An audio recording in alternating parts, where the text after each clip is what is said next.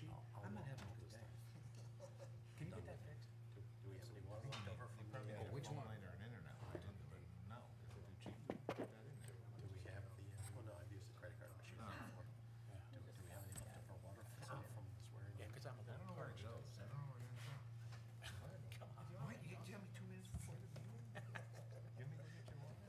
You want me to go get your water? You want to? I just came flying out of the dropped her in a car. I'll be right back. Todd will. I'll drag my feet.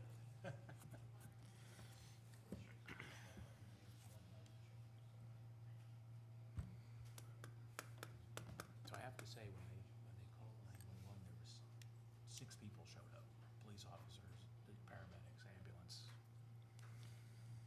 That's what you want to happen. You want them to be there quick. Because I've been in Hartford where you had a seizure patient and it took 45 minutes to get there. Yeah, no, she's good. She's on her way home, but thank you. How many bags did she have to take? Just one. Just one? Mm. I had to do 2.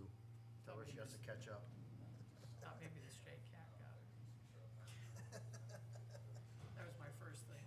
She was, you know, how she got involved in the cat thing, there's this little shack up behind us, and the woman got evicted out of there and left the cat. Hey, my mother used to take home cats from the lake all the time, that's why we ended up with 8 of them. Yeah. Well, we have a dog, so there's no cat.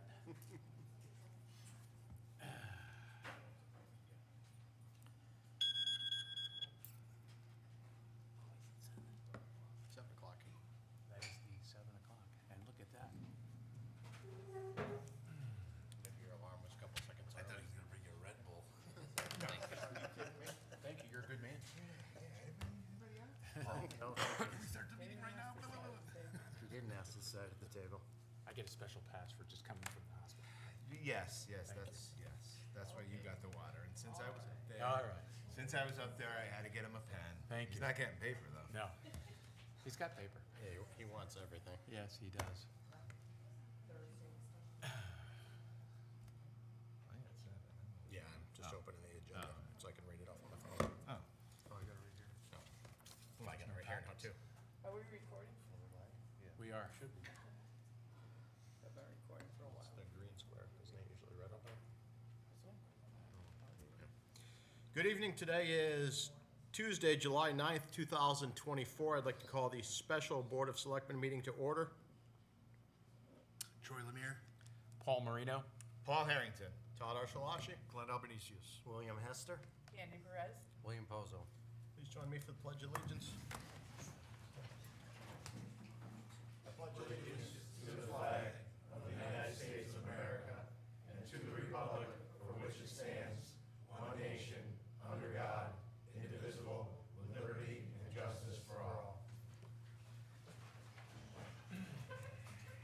Do you want me to? Don't need to. The agenda's good. Yeah. Wasn't sure if you wanted to move it up to 2. Item number 2, citizens' comments. The Board of Selectmen welcomes public comments. Speakers will be limited to 3 minutes and may speak once in this round. Please give your name and address. Who would like to speak? Come on up. Is the microphone on? We just ask that you speak into the microphone so they can hear you on public access and YouTube. Yes, sir. Is that red light on? Good evening, ladies and gentlemen. My name is Michael Gentile. I'm a proud resident of Winstead on Pratt Street.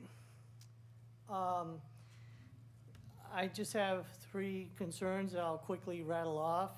The first 2 is if it would be possible on the town's website to give us an update on statuses of what may be occurring on our streets as far as construction, when the proposed construction may take place.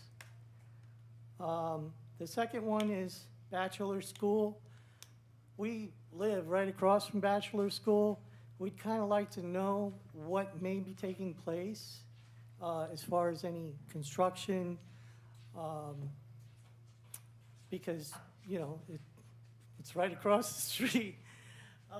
Sorry, I'm a little bit nervous. I'm not used to talking in front of people. But the most important thing that I wanted to address is something that was on WSFB, excuse me, Channel 3 News that was dated April 18th of this year, and it's about quitclaim fraud and deed fraud, and what the town, what they were talking about were folks that have become victims of this crime that has started to become more occurring, not just in Connecticut, but in the entire United States. And as my wife and I, we advance in age, it's a concerning thing, because what if I die and then she's left with trying to figure out the mess of trying to recover from such a crime? So luckily, I've been able to figure out how to get on recordhub.cot systems and obtain our property records, copies of those, and also be able, and I showed her how to monitor for any changes that occur, any, you know, if any deeds are filed or anything like that. Anyway, what I wanted to mention was that the towns are too many to list or mention, but there is a what's called a property check program that Manchester instituted that just costs $700 to set up for their town. It costs $300 a year to maintain. And I don't know exactly what it's all about, but I know that the town would not have invested in such a program if it, and as well as all these other towns. Unfortunately, our town is not on this list unless it was worth it to be able to let a homeowner know if change has taken place in the town's records concerning their property. That's all I have to say. Thank you so much. Thank you, Michael. Anyone else like to speak?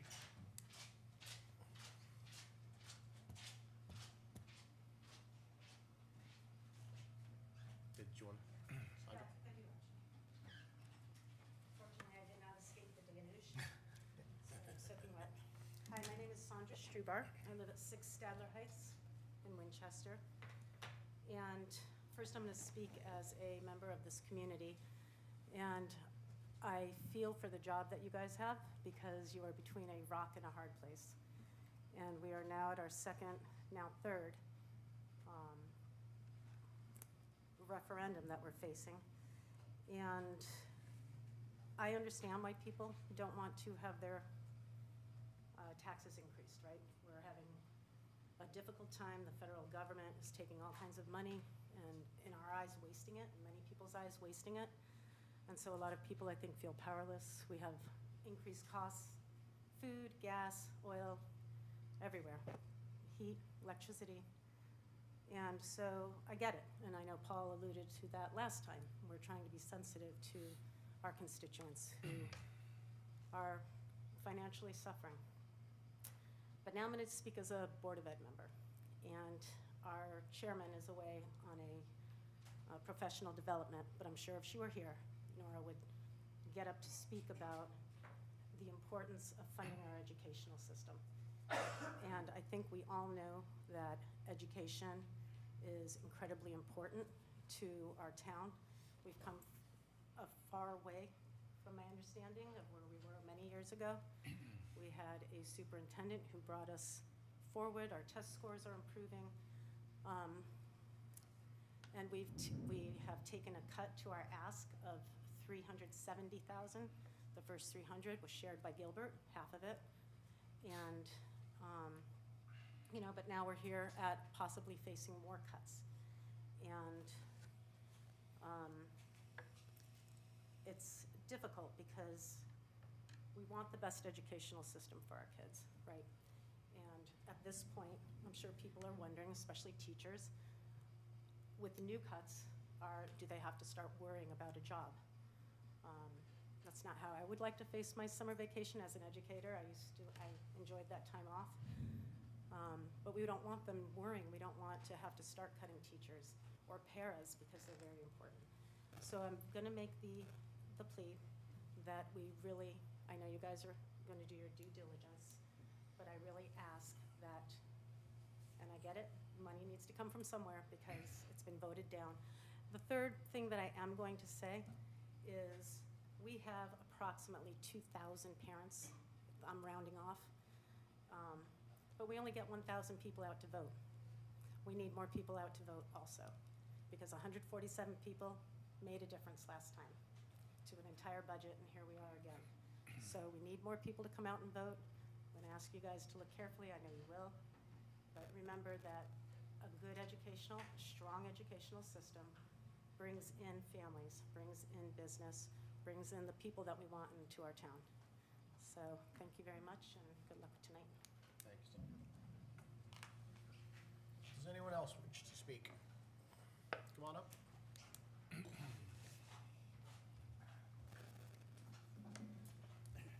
Hello, I'm John Duffy from Walnut Street. I wanted to ask about the properties that the town has taken through blight and just sit vacant. I know there's 2 on Walnut Street that for at least 3 years, probably 5 or more, I've lost track, have just been vacant. You know, we should be looking at auctioning these properties off with a mandatory, date that they have to have a dwelling with a CO, whether it's 2 years. If we can get 15, 20 grand for the property, and we get a $300,000 house sitting on it, now we're looking at, at least recouping some of our money through taxes. They don't do any good to us sitting vacant, besides they're horrible looking. And we have to pay to mow them, Plus, I'm sure we're missing out on water and sewer taxes. So, that's it. Thanks. Thank you, sir. Is That's that it. Walnut Street? Yes. Anyone else wish to speak? Come on up.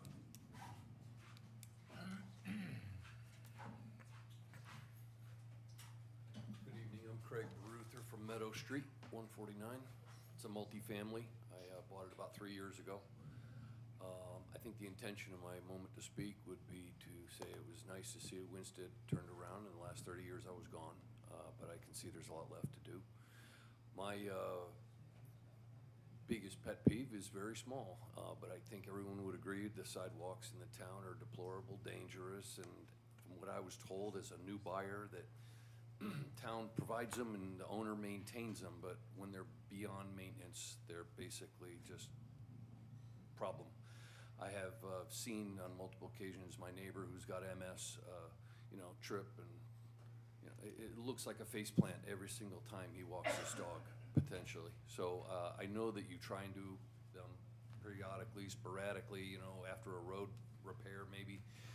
But I think, and I do understand when things go up in value, costs go up in value as well. So I know taxes go up as long as, we all like our property value going up as well. So I know they kind of go hand in hand. But I think we would all like to see, rather than just taxes and prices going up, but, quality going up, because the town's really savable, and it's really on its way. And thank you for everything. Thank you, sir. Anyone else?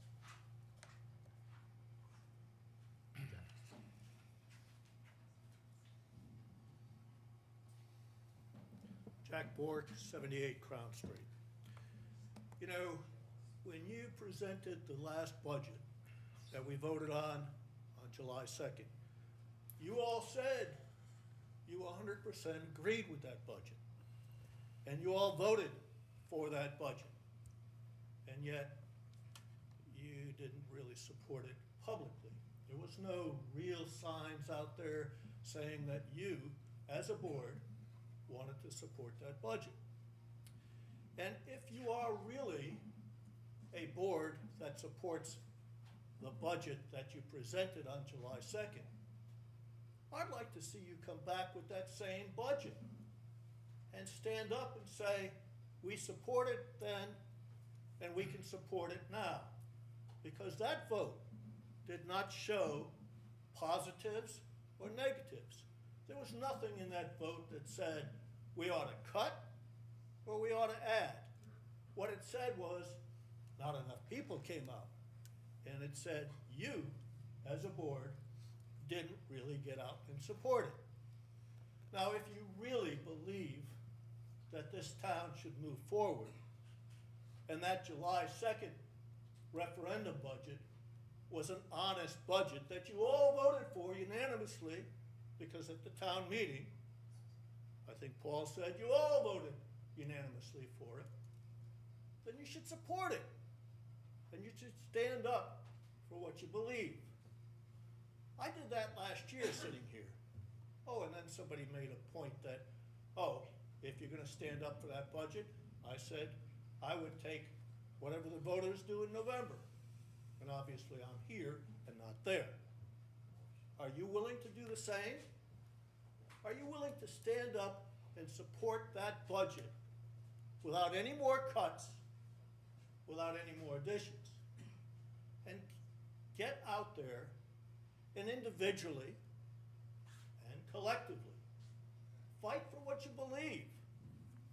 I didn't see any fight for what you believe this last time around. There were hardly any signs saying yes, vote yes. There were hardly any people who actually voted. It was less than 1,200 voters in a town that probably could have had 8,000 voters, considering taxpayers and business owners that could have voted. What's wrong with you? If you cannot support what you voted on unanimously in the previous budget, then why come back and do anything else? This doesn't make sense to me. If the budget that the town manager and you all agreed upon was a good budget, and it had good support from you, then get out there and fight for the thing. And get out there and work on it. And let us see that you actually believe in what you vote for. I don't think you do at this point. And I think any cuts that you make at this point will just be meaningless, because you will not have really agreed upon it, and you will not really fight for it. The residents of this community and taxpayers deserve a board that stands up for what it believes. And it deserves a board that gives them a budget that they believe in. A less than $1 million increase was not bad. And it could have been supported by taxpayers if they knew that the people who really understand the inside making of that budget knew what they were doing and supported it. Didn't see it then.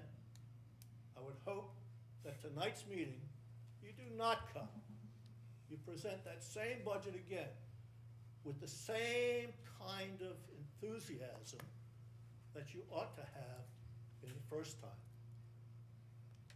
Do something right for this town. Don't just cut because you think the referendum said cut. I don't think the referendum said cut. It might have said add money. You don't know. But what you do know is what's important in that budget and each line item that we don't know. And to nickel and dime it from this point is just wasting our time, going through another referendum. Support what you believe. Stand up for what you voted for.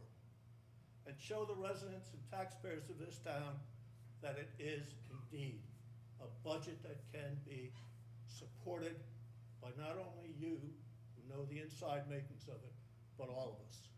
Thank you. Thank you, Jack. Anyone else wish to speak? Anyone else? Go on up.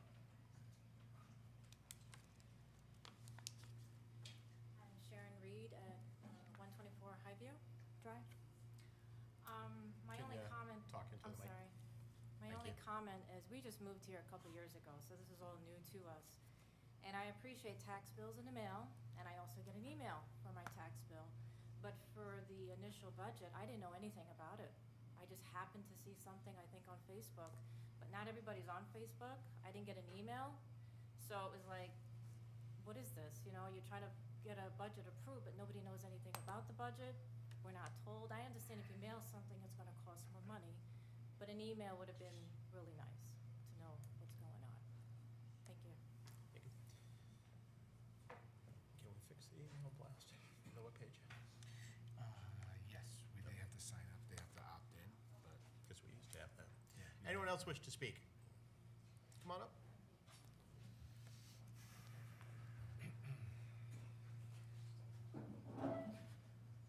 Brian Sunday, 152 Spencer Hill Road. I think Jack Bork hit the nail on the head, in my opinion, so I won't go over any ground he covered.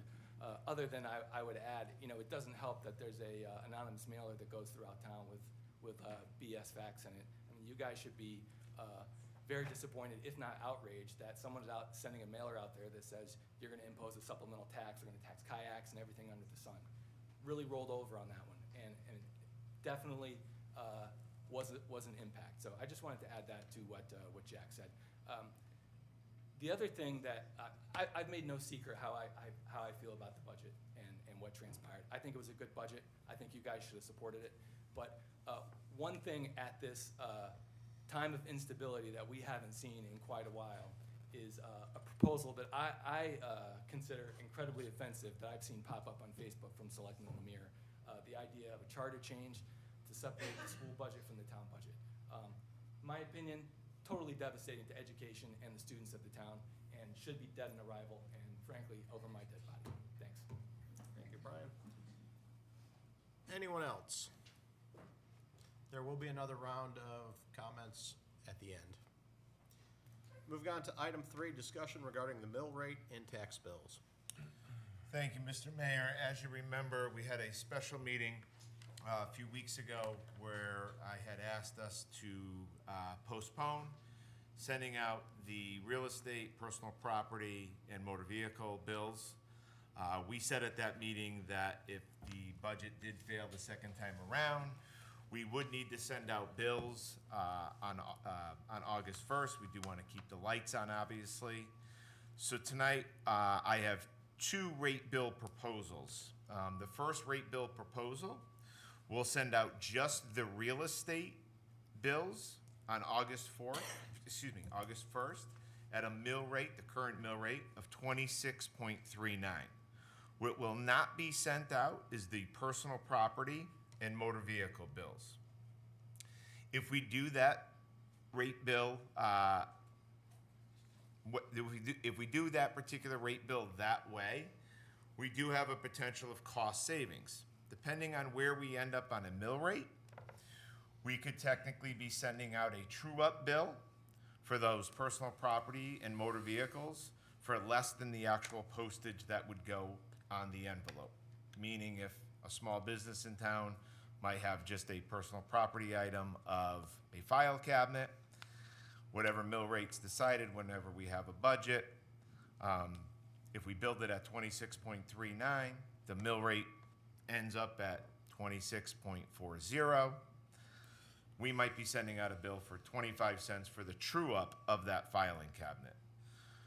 So we have 2 ways to do it. We can send out all the bills on August 1st, or we can just send out the real estate portion of the bills on August 1st, having them due on September 1st. Once we have a budget, we will send out the motor vehicles and the personal property tax bills immediately, hoping that we do have a budget this time around. We would send those bills out probably September 1st with a due date of October 1st, so if we have a budget this time around, and that all the second payment bills would still all be due on January 1st, but you do still have that 30-day grace period, so technically it wouldn't be due until the end of January. So we do need to send out some bills on August 1st. We do need to keep the lights on. So what's before you tonight is, do we send out just one bill on August 1st, which is just the real estate? Do we send out all 3 bills, which is the real estate, the personal property, and the motor vehicle? Paul, just for clarity, if we send out one bill for real estate only, we avoid having that potential property tax bill that would be less than the postage and/or the labor to send it out and open it up? In my mind, yes. We don't really know where the mill rate's going to end up, but yes. But if we're not sending out the personal property tax and we wait until the mill rate is set, then you're sending out one bill and you won't have a ridiculously low true-up bill. That is correct, sir. Yes. So it seems sending out just the real estate bills, if that meets the budgetary requirements to keep the lights on, so to speak, seems to be the way to do it. The, for the real estate, the chances are of that, you know, the catch-up bill, when the new mill rate is set, most of them are gonna be like, could be in the like $25, $50 ranges, so it helps pay for the postage and everything else, like you said. Yeah. But like a car, you know, if the mill rate goes up like, half a mil or even 0.75, you could get the $2, the $5, and then you defeated the whole cost savings, because every bill that you send out is what, $6,000? It's actually a little bit more with printing and all that. It's about $8,000 that, Per bill. to send out these bills, yeah. So, I'm So looking. with real estate, we're sending out how many? Ooh. Oh. Hit me with a question that I actually don't have the answer. Anne Marie can maybe help us maybe a little bit, if she knows exactly. So I'm gonna say that we're what, like 60-40, 70-30 in terms of the actual quantity of real estate versus personal property and cars. I mean, we know how much they bring in taxes, but the actual quantity. So anyway, so let's say, you know, we save, you know, some of the postage and man hours on some of it. So maybe the first round won't be 8,000, maybe it'll be 5,000, and then the second bill we send will be the 8,000, because we have to catch up to real estate. Or not. So you're talking about the cost of sending out the second real estate bill? Is that what you mean? No, I'm talking about the first real estate bill will be so many dollars because you're mailing that Right. set and labor. And then the next time around, we'll be sending out all three categories. So it'll be the full 8,000. Right. So the first one for real estate to generate income for the town, so the town doesn't have to dip into all of our savings to pay, because the teachers will come online soon with salaries, and that'll be a huge, Yep. you know, need for dollars to be in the coffers, so. And I think it's important to note, one of the other reasons why we want to do this as well is, sure, you can look at our general fund, also known as our rainy day fund. We have that tucked away in investment accounts. We've included in the proposed budget, and all the proposed budgets, a substantial increase in that line, in that if we start having to draw out of those investments accounts, we're going to start going the opposite way, and we're not going to be able to generate the revenue that we actually proposed in all of the proposed budgets, so. Well, we're actually also losing 1 month's worth of interest because we didn't start collecting on July 1st. We're gonna collect on August 1st. So there is an investment loss There is. that comes back to us, whether it, you know, whether it was, you know, a percent in the bank or 0.75%, we're still losing whatever that amount of money that would have been generated by having the taxes done now, but that's all said and done, so we'll. So I'm not sure, your question was the actual number of bills that we send out or the dollar value of the bills that we send out? So I can just give you last year, so of the current year, the bills that went out, of the 27 million and change that went out, real estate accounts for about 23 million of that. So how many actual bills went? I don't have that data, the actual bills. Would it be cheaper to send back checks for refunds than billing? No. I mean, no. And what would you base it on? You don't have a mill rate to base it Well, on. you could base it on the one that would be presented at that time. I don't think you I can don't do think that. it's legal. Yeah, you Oh, you can't can't. I don't charge, believe you it's can't legal, charge you a can mill do rate that. that doesn't exist. I don't believe it's legal. I'm just Because there is asking. a statute that we run on last year's budget. If you don't, Correct. we never pass a budget until next June 30th. Right. There's a statute that says we run on last year's budget, so you're legal to do the mill rate that's current. That's But you current. can't just like make up a mill rate. Correct. I mean, you could if you want to try, but that's up to you. I just thought maybe the bills are more expensive than the check to return. I would think by the time you calculate checks and all the work that goes into that, Yeah, it's, maybe the same. it's more expensive. Other discussion? I would be in favor of sending the real estate and holding the other two, You want to put that in a motion, Candy? certainly.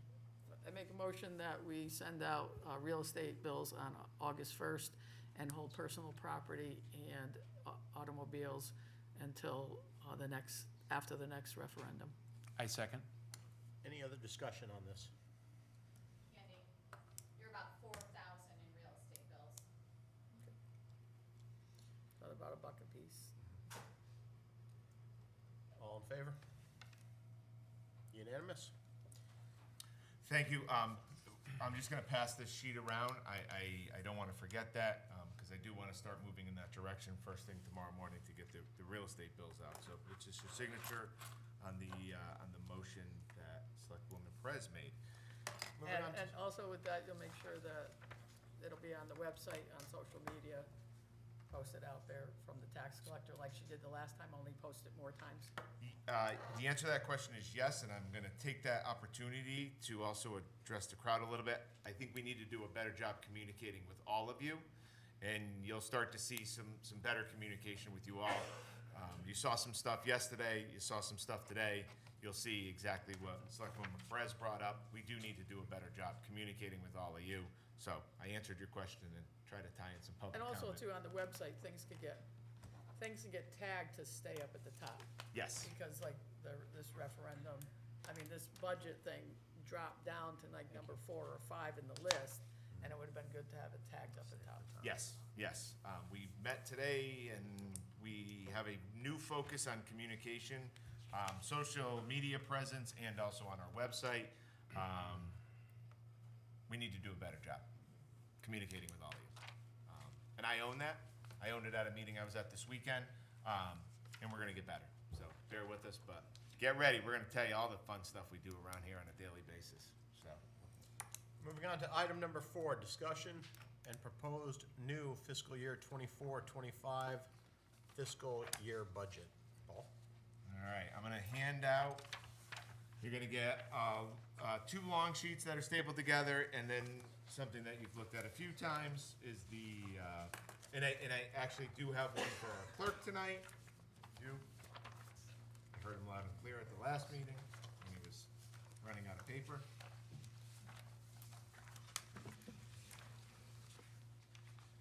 Joining us as well is 2 people from our finance office. We have Tom and Anne Marie. I asked them both to attend tonight because 2 computers are always better than 1.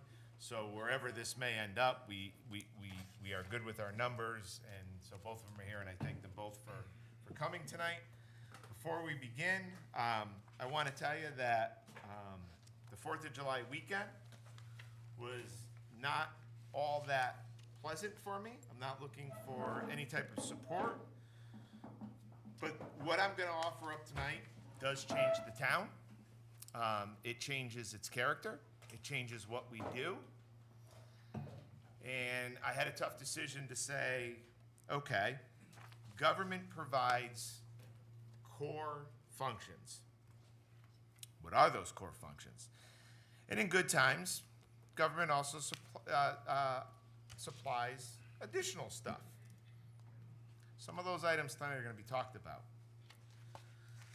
I did hear public input, and I did hear, some comments of, what direction we should go into. Valid comments. So these cuts tonight that I'm going to present, they were difficult to talk about.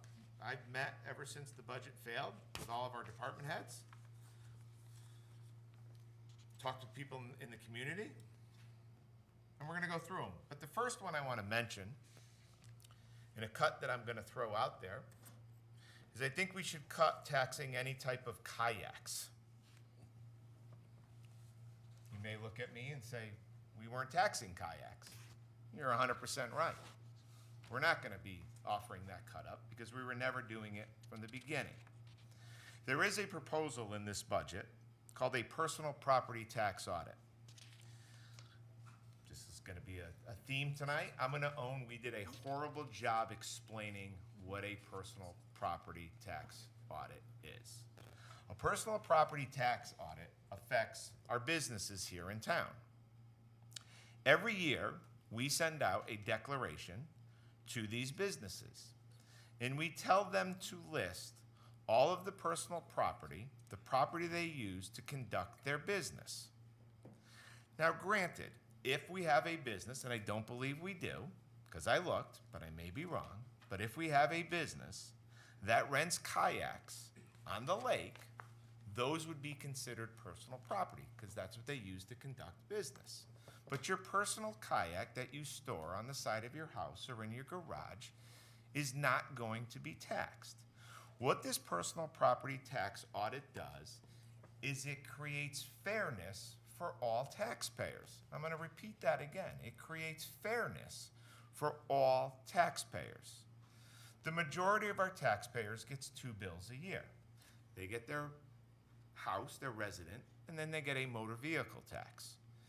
And those are determined by either A, when we go out and we assess those homes, or B, the state of Connecticut from the DMV tells us what your car is worth. We send that bill to you, you pay it. We know you have it because A, we have all of the records in our clerk's office, and B, we get a huge list from the DMV every year and we know what car you own. We don't get to go into every businesses every single day. Well, we do because we frequent them and I buy sandwiches and you all do different things in these businesses. But at the end of the day, we don't get to go in their back rooms. We don't get to see how many computers they have, how many filing cabinets they have, how many dump trucks they may have, how many different machineries they have, if they own a gas station, how many, I forgot the name of the machine that does, Paul, you may know. Brake lathe. Brake lathe, Yes. that's the word I was looking for. Brake, we don't get to know that. So we send out this declaration and we hope and we cross our fingers that these businesses report everything that they should. Now I will say, and I'll know more as we get through this audit after 3 years, I will say, I hope a majority of businesses are reporting correctly. But what if they're not? There is no fairness in the gas station that is putting that brake lay in and the one that is not. That one particular gas station is paying his quota, or his or her, fair share. Person down the street doesn't report it, they're not paying their fair share. And that's not fair to our community because everybody should pay their fair share. We're not changing the tax codes. We're not looking for money that shouldn't come to us. We didn't write the tax codes. They were written by state statute. We're just abiding by them. Now I'll note that every year this town tries to do about 3 or 4 personal property audits a year. 3 or 4. We're looking to do 52 this year, 52 the following year, and 52 on that 3rd year. We're looking to compact all of this in as quickest period as possible for a few reasons. One, yes, it's revenue. It's revenue that we need. We need to keep the lights on, educate our kids, plow the streets, pave streets. This is revenue that you all are paying, and we're just trying to create fairness in our taxation system, and this is the mechanism to do it. So to reiterate my point, I don't need a cut for the taxing of the kayaks. I was joking a little bit, but I did see a postcard that was sent out, and I said, wow, we did a bad job. Me did a bad job describing what personal property tax audit is. And I wanted to take this time, and I appreciate the board letting me do what I just did. You didn't know it was coming, but I appreciate you giving me the opportunity to describe, and I'm gonna really come up with 2 or 3 slides when we go to a town meeting about this budget to talk to even more people. Because I'll admit, personal property sounds like it's going to hit each and every one. It's a horrible name. I didn't name it, okay? It's a horrible name. But really, it's going towards the businesses, and it's to create fairness in our taxation. I'll take any questions from the board. Is it at a certain level of business too? Yeah, excellent point. When we brought in TMA, and this is a company that I've used in my last town. Wonderful company. They've been around since 1971. It's not a fly-by-night company. They've been doing it for a while. We've handed them all the personal property declarations before they came in with their proposal. And I wish I brought it down with me, but I didn't. But we are not going to audit any small business that's personal property is between 0 and $49,999, $50,000. It's anyone above that. We're going where the more personal property is, eventually in 3 years, once we wrap up this TMA personal property audit, we may look to see going after the $0 to $50,000 companies, but right now what's proposed is 3 years. So to answer your question, it's no business that has any personal property under $50,000. Other questions? Could you reiterate, Reiterate. can't even say it, the cost of that, please? So this year in our budget is roughly 56 or 53, $56,000. Tom's got me $56,000. That should net us $360,000 in new revenue in taxes. We did not put the full $360,000 in the budget. We budgeted conservative. We said, let's back down a little bit. Companies coming in here, they don't know the town as well as we all do. So we took a subtraction of it. I think it was $320,000 in the budget. So I don't think there's anybody in this room sitting at home watching this later on would think spending $56,000 to potentially net you $360,000 in new revenue is a bad investment. I think we would all make that investment. And it's an investment that this Board of Selectmen made unanimously when it was presented to them in one night. And they immediately said, this is something we need to do. We need to create tax fairness, and this is one way to do it. And really, Paul, for as a business owner, the taxes that I pay like this are the cost of doing business. I generate revenue with that equipment. I expect to pay the tax on it. As a homeowner, when I have to get my taxes raised, I don't have revenue to put against it. It's a direct cost that comes out of me, comes out of the people who own homes in our town. So to force fairness, listen, I'd like to know that my competitors are paying the taxes the way they're supposed to. So I think it makes great sense. I don't like paying taxes, I'll be very clear, but it is a cost of doing business, and we understand that. So I think it makes perfect sense. And it's something that gives relief to the homeowners and the residents that live here. That's excellent point, Selectman Marino. It does give relief, because if we weren't taking on this personal property tax audit, I have to do one or two things.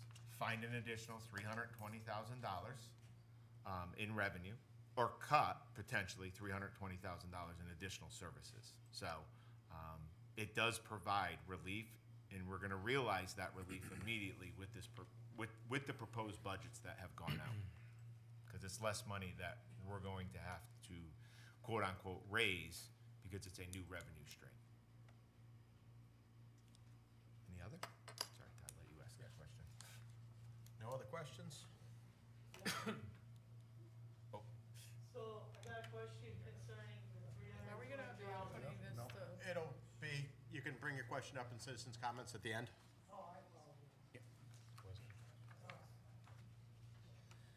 okay, so moving on now to the large seat that we have. Again, as soon as the budget failed, I called an all department head meeting. I brought all the department heads in. My first question and task to them was, I need you to go back within the budgets that you are part of and come back with whatever you think you can. I don't care if it's $100. I don't care if it's $50. Everything's on the table, because I need to come forward to the Board of Selectmen with something. So what's before you tonight is, 40 line items, I think we counted, of additional cuts to the budget.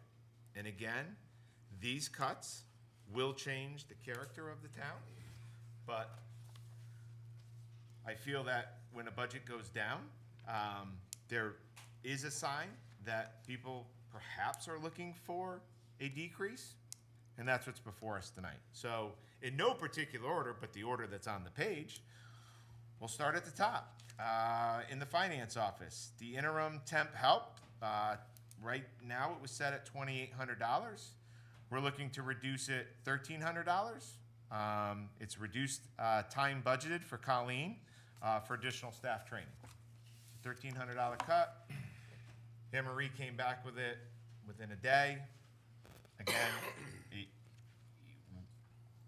it's going to be the general thing, but I'm not going to repeat myself. Moving on, we have bank fees. We're going to eliminate $2,000 and eliminate any type of contingency on it. We looked at historical value. We're tightening the straps. It's a $2,000 cut in bank fees. Vehicle allowance, we looked at historical value again. When we did this before, items that were $200, $300, $400, $500, we didn't really look that deep in historical values. But when the budget went down, we started looking at even more line items. And so we're looking at a whole $100 cut in the vehicle allowance line. Going down to the assessor's office, we're looking to take $1,000 out of the training and education. With the elimination of the senior assessor position, only the junior assessor requires training sessions. Also, in the assessor's office, we have memberships, dues, and subscriptions. Again, it resorts back to losing an assessor, the senior assessor in there. We're going to cut that by $100. And now, when you start to look at budgets, you start to look at more stuff. We are actually asking for a $3,500 increase in the contracted printing. Something along the way, and we caught it as we started going through things. We used to be able to get the printing for free, but we converted back to GEMS, which is no longer going to give us that printing for free. So that savings we took at one time, and then we switched software to GEMS, we have to add back $3,500 for contracted printing. So that one's not a cut, but we got to print things. So moving on to the tax collector, they offered up $1,000 in office supplies. Again, this is historical use. Training and education, $500. Vehicle allowance, $300. Training and education, an additional $300. Training and education, $700. These Those are are different line items. Different Oh, departments. it's different departments. I apologize. I should have just stopped right at vehicle allowance. Moving on to the Planning and Zoning Commission, training and education, we're dropping $300. Zoning Board of Appeals, training and education, we're dropping $700. And now this one's difficult. And I Soldiers Monument, I'm proposing a $3,400 cut. Again, when I looked at the core function of government, I love Soldiers Monument. I was up there on Memorial Day weekend. It was beautiful. It was hard for me to write this on a piece of paper. I'm going to be dead honest with you. But again, I was tasked, so it's there for discussion. Inland Wetlands Commissions, training and education, we're going to cut that by $1,000. Going into land use, maintenance of office equipment, $300. And membership dues and subscriptions by $1,650. Another difficult one, Friends of Main Street. It's a $9,000 line item, dropping that by $4,500.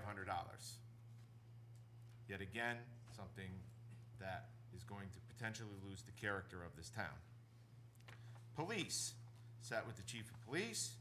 Education tuition incentives, dropping that by $10,500. The new CBA has a maximum of $10,000. So the new contract that was signed actually allowed us to now drop that line item. Clothing allowance, again, per the new CBA mandate, $4,800. Selection and recruitment, we're going to drop by $6,000. Boat repairs and equipment, this was a fun one. I don't know why I didn't catch this one before, but we just got a new boat. We hope we don't need as much boat repairs and maintenance on it because it's a new boat. Proposing a $1,500 cut there. Overtime. We know one of the reasons that's driving our overtime in our police department right now is staff shortages. When I sat down with Anne Marie and Tom, we talked about the overtime. We're funding these positions because we hope to fill them. When they're not filled, we do have salary savings, which then also creates an overtime shift.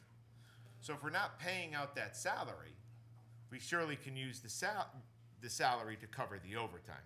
So before you tonight is a $60,000 cut in the overtime line, which is going to run similar to where the overtime was over historical use of it.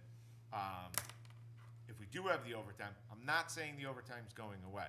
We still have staff shortages, but we will come to you with a transfer out of the salary line to cover those overtime shifts that we had to pay. Physical fitness program, historical use, we're going to... Fire. Oh, I'm on the fire, sorry. Should have added the colors. We talked about colors. Going on the fire, physical fitness program, I sat with Jamie, our fire chief. Historical use, we're gonna drop that by $900. Fire and safety prevention, historical use, we're gonna drop that by $1,000. Gas and diesel, we're gonna drop that by $1,000. Heating fuel, we're gonna drop that by $1,500. And firefighting equipment, we're gonna drop that by $3,000. Yep, $3,000. I should have brought a ruler. I think you skipped telephone and internet. Oh, and that's 1,000. Not too many thousands in a row. But thank you, Mr. Marino. Yes. Moving on to highways, office supplies dropping it by 200. This was sitting down with our public works director. Training and education, dropped that by $1,400. Computer and software, $50, but everything was on the table. Fleet repair, $1,500. Maintenance of structures, cut that by $900. Contractual services, antenna rental was an expense account somewhere else. Because of the radio grant that we got, we don't need to spend the $14,734. Salt, we're looking at another $6,000 cut in the salt line. Pray for a good winter. In Main Street maintenance, it's $27,550. You want to talk about changing the character? That's changing the character, because we're not going to get the fresh mulch put there every year. We're not going to be able to get out there. We're going to have to ask for volunteers. But it was something that, again, is it a core function of our government, or is it nice to have? And it kind of fell in that category of, I like looking out the window and seeing a beautiful Main Street. Is it a necessity? To be determined. Public celebrations, we have holiday display, removal and install, $1,500, completely wiped out. Replacement displays, $1,500, completely wiped out. Laurel City Commission, $15,000, completely wiped out. Recreation assisted programs, $2,800. This would go to the Winston Youth Soccer Association, the Winston Youth Basketball Association, Baseball. and baseball, I said basketball, Baseball Association. And background checks, adjusted to historical use, we never used it, $350. All of those cuts, if you all agree to them, total $180,034. It would change the proposed mill rate by 0.17. The percent increase from fiscal year '24 would be 3.09%. And you can see the rest of the numbers, but our audience members may have wanted to hear that. The revised budget would be $40,775,709, of a difference of $180 roughly from what we had out a few weeks ago. 180, what did I say? I'm all over the place. Oh, 180. 180,034. Questions from the board? Candy? Yeah, I don't want to comment on these cuts directly. But I'm going to tell you that in 2010, we were doing things like this.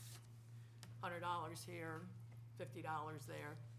So let's go back. I spent time this weekend going back through the audits. And I would encourage everybody that's listening, not just those of you in the audience, and not the people here on the board who probably know a lot of this already, but I encourage people to go back through the audit since 2012 and then 2013. In 2012, our finance director was caught, finally, because of some anomalies in an audit. So he was taken out, and in 2013, we were faced with a big, huge deficit. There was no money left in water and sewer. He took that. There was hardly any money left in the fund balance accounts. So the brave board at the time made a 3-mil supplement. And it was a supplemental, and everybody in town, and you have to give a lot of credit to the people in town that did this, they understood why we had to do it. That was in 2013. So we spent a lot of time between 2013 and 2018 getting our finances in order. And you know, the board in 13, the board in 14 and the board in 15, and hiring our new town manager and hiring new finance directors.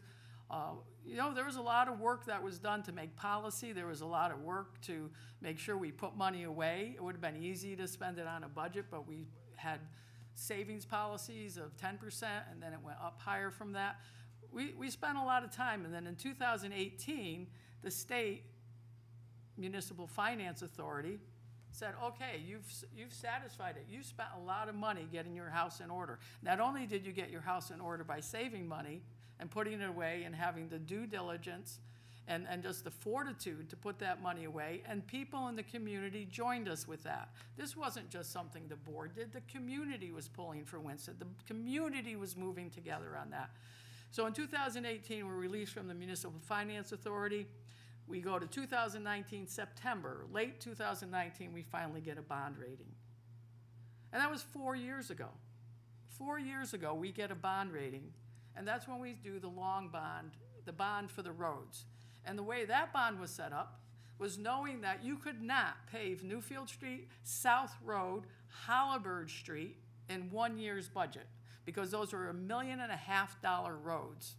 If you do them right. If you just want to slap a coat of asphalt on it, then you probably could do it a little bit quicker. But those roads were chosen because they were long and couldn't be done in a regular budget. We can do regular roads in a budget, because a road is, depending on if you have to do drainage or not, is, I don't know the exact amount, but I'm gonna go like $400,000 for a medium-sized road, et cetera. You could do that in a budget, because it's like a 0.4 mil or a half a mil. But how are you gonna do $1.5 million in a budget for a new road? So we do that, and then we've been moving through it, and we have fund balances that are able to support our borrowing, so we don't have to pay ridiculous interest fees. We have money that's earning interest that offsets taxpayers' money right now, and we have been able to put into our capital funds for quite a while now, last 4 years, $1 million or more into capital to try to address the infrastructure problems that we lost before 2012, and then we had to do other priorities up until then. If you look at the audits, it tells you how much money comes from personal property taxes. So in 2017, 57% of revenue came from property taxes. The rest came from grants or other revenue sources in the town, such as when you do a building permit, or the town clerk's takes a contingency fund from a real estate deal, right? You can look through all of that, all the way through. They give you notes. You don't even have to read the charts, but you look at notes. So 61% in 2013, 57% in 2017 from property taxes. In 2018 was a good year because we had 2.4% growth in the grand list, and it wasn't just grand list of houses went up in value, but it was also personal property tax. I hear people talking all the time about the schools. Right? People talk about the percentage of the schools in the budget. Well, if you start to really look at the math on this, and you look at the numbers that come from personal property taxes versus the numbers that come from state grants, let me just get to my little piece of news over here. So we get $7.8 million from the ECS grant. $7.8 million, which offsets 40% of the education budget. 40% of the education budget. So the actual cost to taxpayers in this current budget is $14,625,474 of local property taxes. If you look at, sorry, I'm on my little chart here. If you look at it, their budget is $22,449,465, but we're only asking for 14.5 from taxpayers. If you look at the town side is asking for 12.9 million from taxpayers. So the amount of money the schools are asking for, and the amount from taxes, and the amount of money that the town gets from taxes, almost, they're within $1.5 million of each other. And I think it's important to know this data, and it's important to know the math, because we're sitting here, we're about to, that's on my, I'll do it backwards then. Is this what we really want to do? Is we really want to cut Laurel? a program that's been around for 80-something years, and I know Paul had to come up with numbers because we haven't talked as a board into what direction we're going. I'm gonna talk about that direction in a minute too. Do we really wanna cut the soccer and baseball? We all know the kids that we have here, right? We wanna do more for kids. We wanna keep them involved in good activities and do that. And holiday installations. You guys busted your butts last year putting up holiday directions, and now we're just gonna, oh, let's take some more out of it. Why? Why? Because we didn't sell the budget? Or what happened? So I wanna know who's driving this budget. Is the guy with the no signs driving this budget? Is the postcard person driving this budget?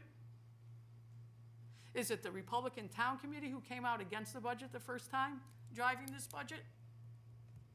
Because I know the people that are sitting here, and I've been working with them since November, and I have found them to be thoughtful and deliberate with decisions over the last two proposed budgets, and we came out and we voted for it.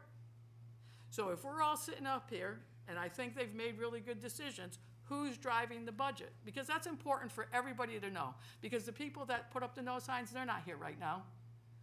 The one person that does it and puts flyers in people's mailboxes that are correct, or those postcards, they're not here. They're undermining this board. This board has made thoughtful decisions over complex issues.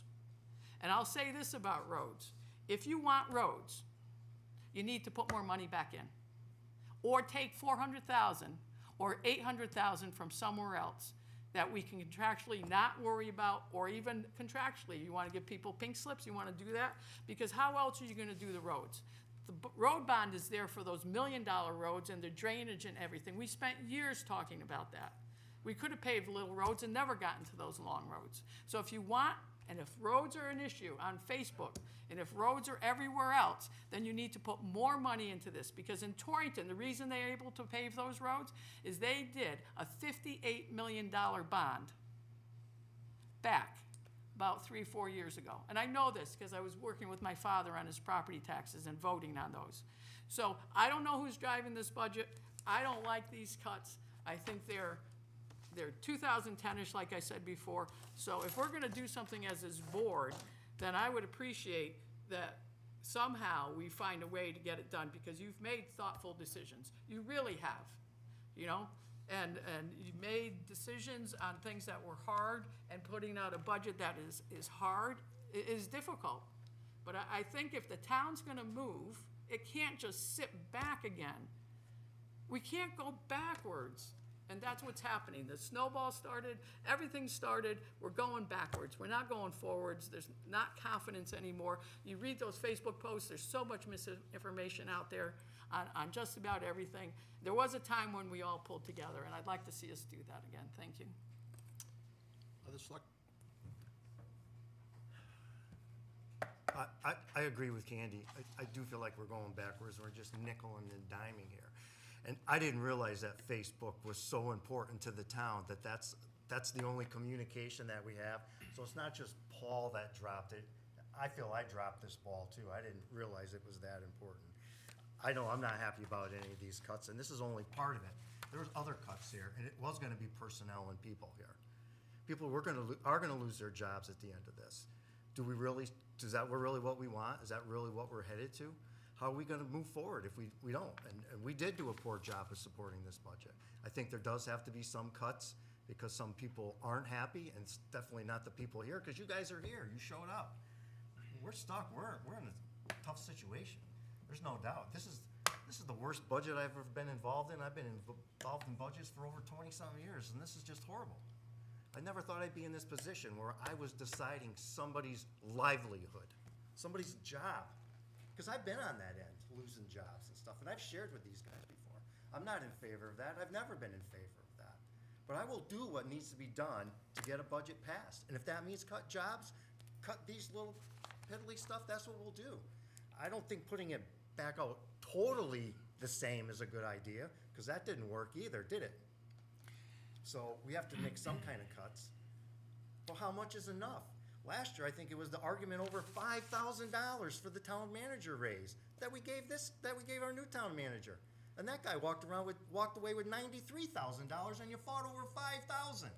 Because the one person or the two people or the group of people or groups of people are driving it. It's a shame, it's sad. And I've been losing sleep over this, a lot of sleep. So, this has been a difficult budget, no question about it. No one's having 1 ounce of fun up here. But I think one of the things that we're hearing from the people that live in this town is, because of all the other factors that they're fighting with inflation and you know, national expenses and all the things that we fight every single day, right? I mean, you go to the grocery store, how much more money does it cost than it did 5 years ago, 3 years ago? Gas continues to go up. Everybody's fighting with their budgets, personal budgets, and we've got to come up with something here that people can feel okay about. Does anybody ever love this budget? You'd love it if we lowered the mill rate 10%. Everybody get excited about that, I'm sure. But there's too many bills to pay. So I'll tell you what I like about this, and I'll tell you what I hate about it. What I love about it is Paul asked the department heads to come in with cuts. Cuts that they found in their departments that were not, you know, expenses that they found were not needed.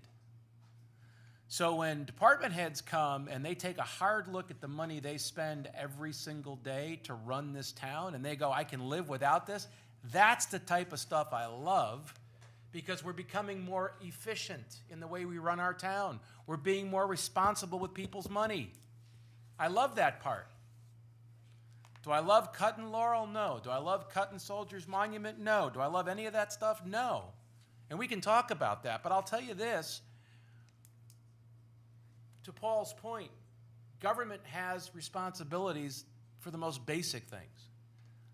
When we spend money on putting up the decorations, and you know what, if we don't budget for the decorations, I'm quite sure you'll find the 5 of us out there again with ladders, and we'll do it again. I don't like climbing light poles. I'd rather have folks in Jim's department down there with bucket trucks doing it, but we'll do it.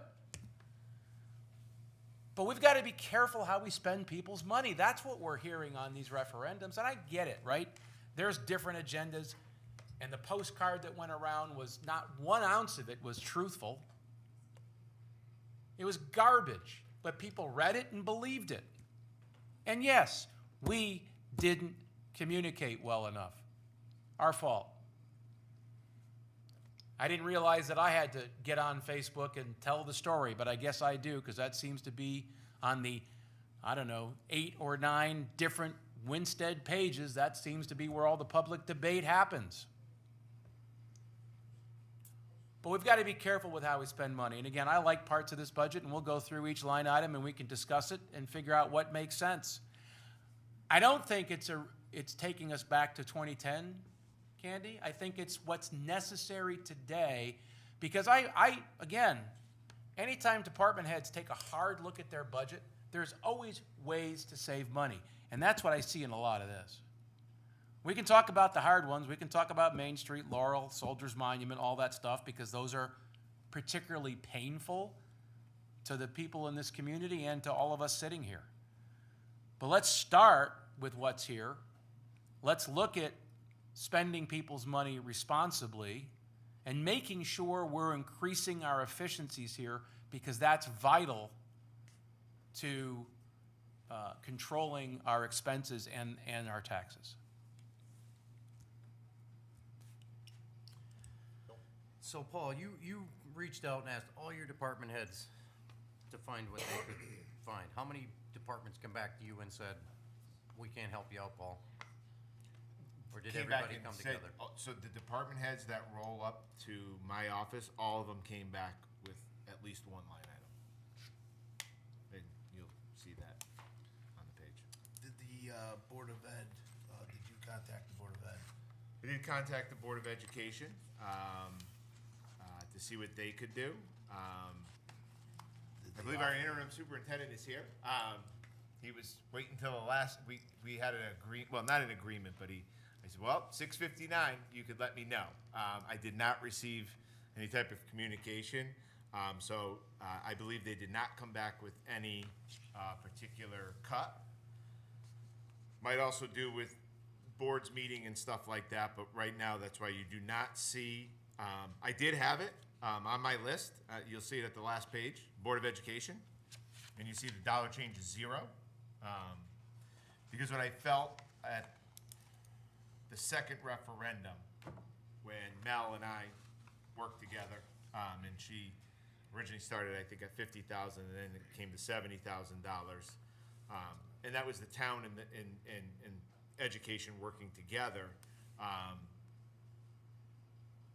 And it went over well. I don't want to say went over great, because I can't tell you what everybody thinks, but to answer, I believe, both questions, I have no recommendation from the Board of Education for any type of a cut. So I think we have to go through this line by line. I mean, there's cuts in here, printing and whatnot we have to do. Personally, anything going after recreation and the kids? I mean, we're talking, what are we looking at here? Peanuts. $3,200? Peanuts. I mean, $3,200? You want me to go out and get a part-time job and I'll just give it to the town, $3,200 bucks? I mean, that's ridiculous. Am I okay with cutting $100 here and $100 there out of training? Yeah, I am. Am I going after kids' soccer or baseball? So, Not happening. Bill, it seems to me that we could go through this budget. I think the department head cuts, we could probably go, if they can live with that, we can live with that. It seems to me that the ones that are stinging, that we want to have some discussion about, would be Soldiers Monument, would be Friends of Main Street, would be Main Street Maintenance, because that one doesn't sound very appealing to me. No, it doesn't, sir. Public celebrations and recreation. It would seem to me that the rest of them, because they came from the department heads who were looking for efficiencies, we can probably just move forward on those. Let's talk about the hard ones and let's see what the appetite here is. I mean, you know, What's the end goal? again, that's- the end goal is to get it through referendum. I mean that, but what do you think it's gonna take? Yeah, I know that part, but what do you think what dollar amount does everybody think it's gonna take to get it through here? And then how many are you willing to go to? Because knowing in June, it's gonna be 0 anyway. Right. So we got between now and June to get to 0, if you look at it that way. That's how I look at it. So what's our target? So I looked at a couple other towns that went through 3 referendums to get their budget approved, and I was actually driving through East Granby today. I think they were out voting. Yeah, they were voting today. And I was surprised that these other towns had to get lower than where we sent our last budget out, pretty substantially lower. And it took 3 referendums, and these are towns that you might consider to be wealthier than our town, with larger budgets.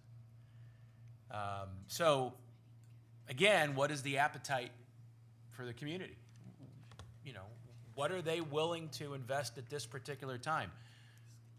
When inflation's not as bad and the economy's stronger and people are making more money, maybe we don't have the scrutiny at this budget that we have this time around. But, I mean, I think the message we're getting is no. I mean, and granted, the turnout is not great, right?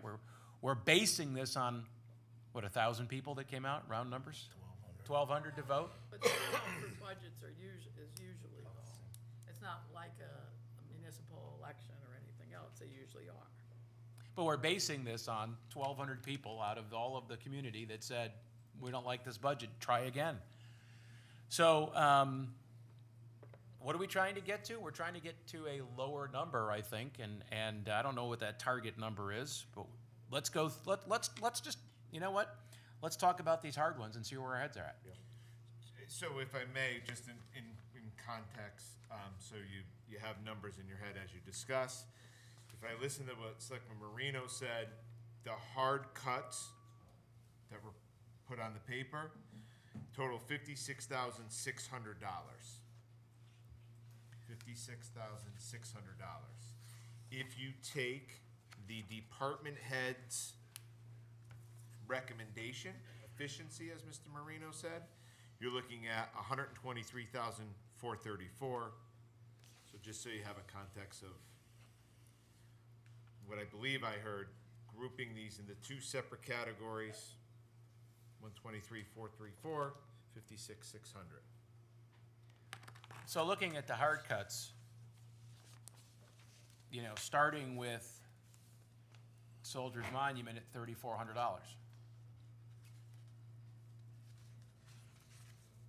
I don't have knowledge on what that does to Soldiers Monument. If someone on the board does, I'd love to hear what that impact is. Well, they have programs that they normally do, and they've also have maintenance that they do up there.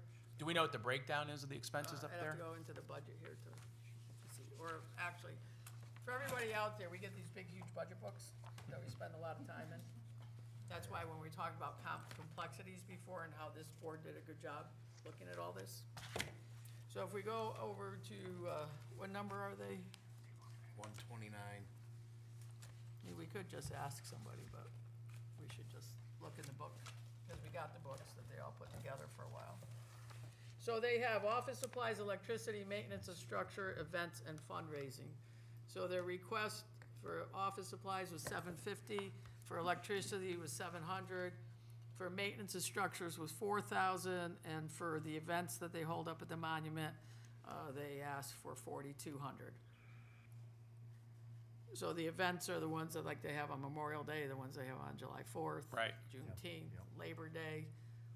Sometimes when they do the cemetery walks, that talk about the history. So $3,500 cut would go they would either take out most of maintenance or most of events. What is the maintenance expense, Ben? It's been, they asked for $4,000, $3,500. Over time, $4,000 this year.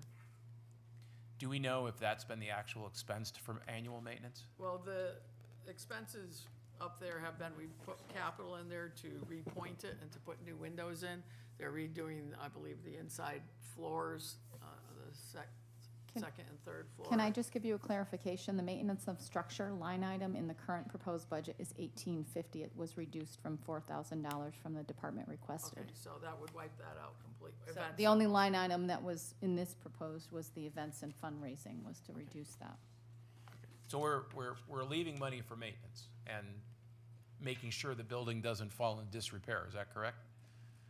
The only line item on the proposal here is the events and fundraising line item that was proposed at $4,700. I see, okay. So maintenance is down to what? The No, we're maintenance not- is the same. There is no cut proposed to that. It Candy, it this- is at $1,850 right now. This cut is simply a reduction in events and fundraising. This does not impact maintenance, electricity, any of that. This was, the budget for events and fundraising was $4,700. It's reduced to $1,300 in this budget for the You- events and fundraising. You each have the budget that has all the line items highlighted as usual in a lovely color that Tom picked out today that kind of looks like baby. Meh. So each of the line items are highlighted for you if you're looking, you want to see the line items that correspond to the proposed cut schedule. So basically, this would be just for this year, it wouldn't be into the next budget year. Correct. So it would be, so we couldn't have events for a year. Yeah, but you're It's- also, It's hard to creating a make a hole. reduction overall.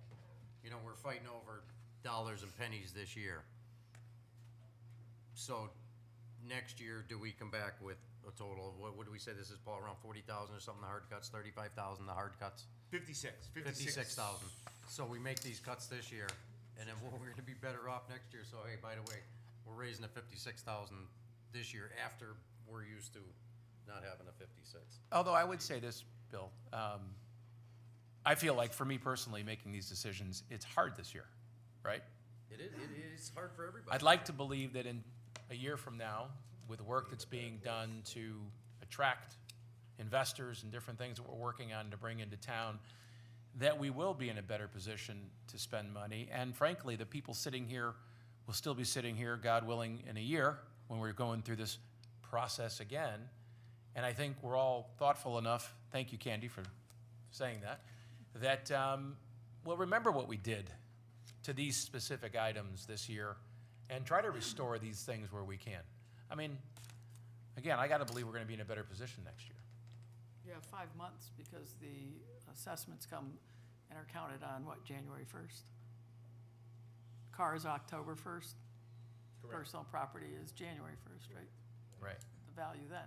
You don't get to raise it next March. No, you'd be making these changes Your come grand- budget time next Your year. grand list gets set, at the end Right. of January, which is, less than 6 months, 5, 6 months from now.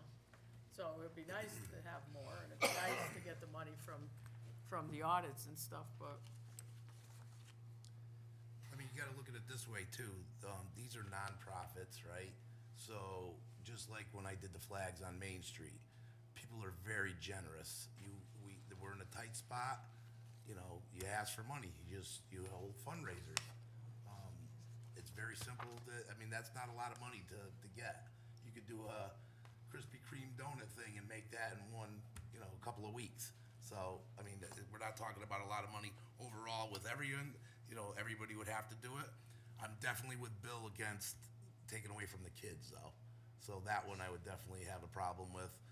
It's not their fault that we don't plan well for their sports, so, that would be, a bad one, so. So recreation, which is the one you're referring to, is a $2,800 cut for the soccer and youth baseball. That's peanuts. Yeah, I'll be honest with you up front, if you wanna just skip all over all that, I'm not supporting that. I'm not supporting cut to recreation whatsoever. Candy, how are you on recreation?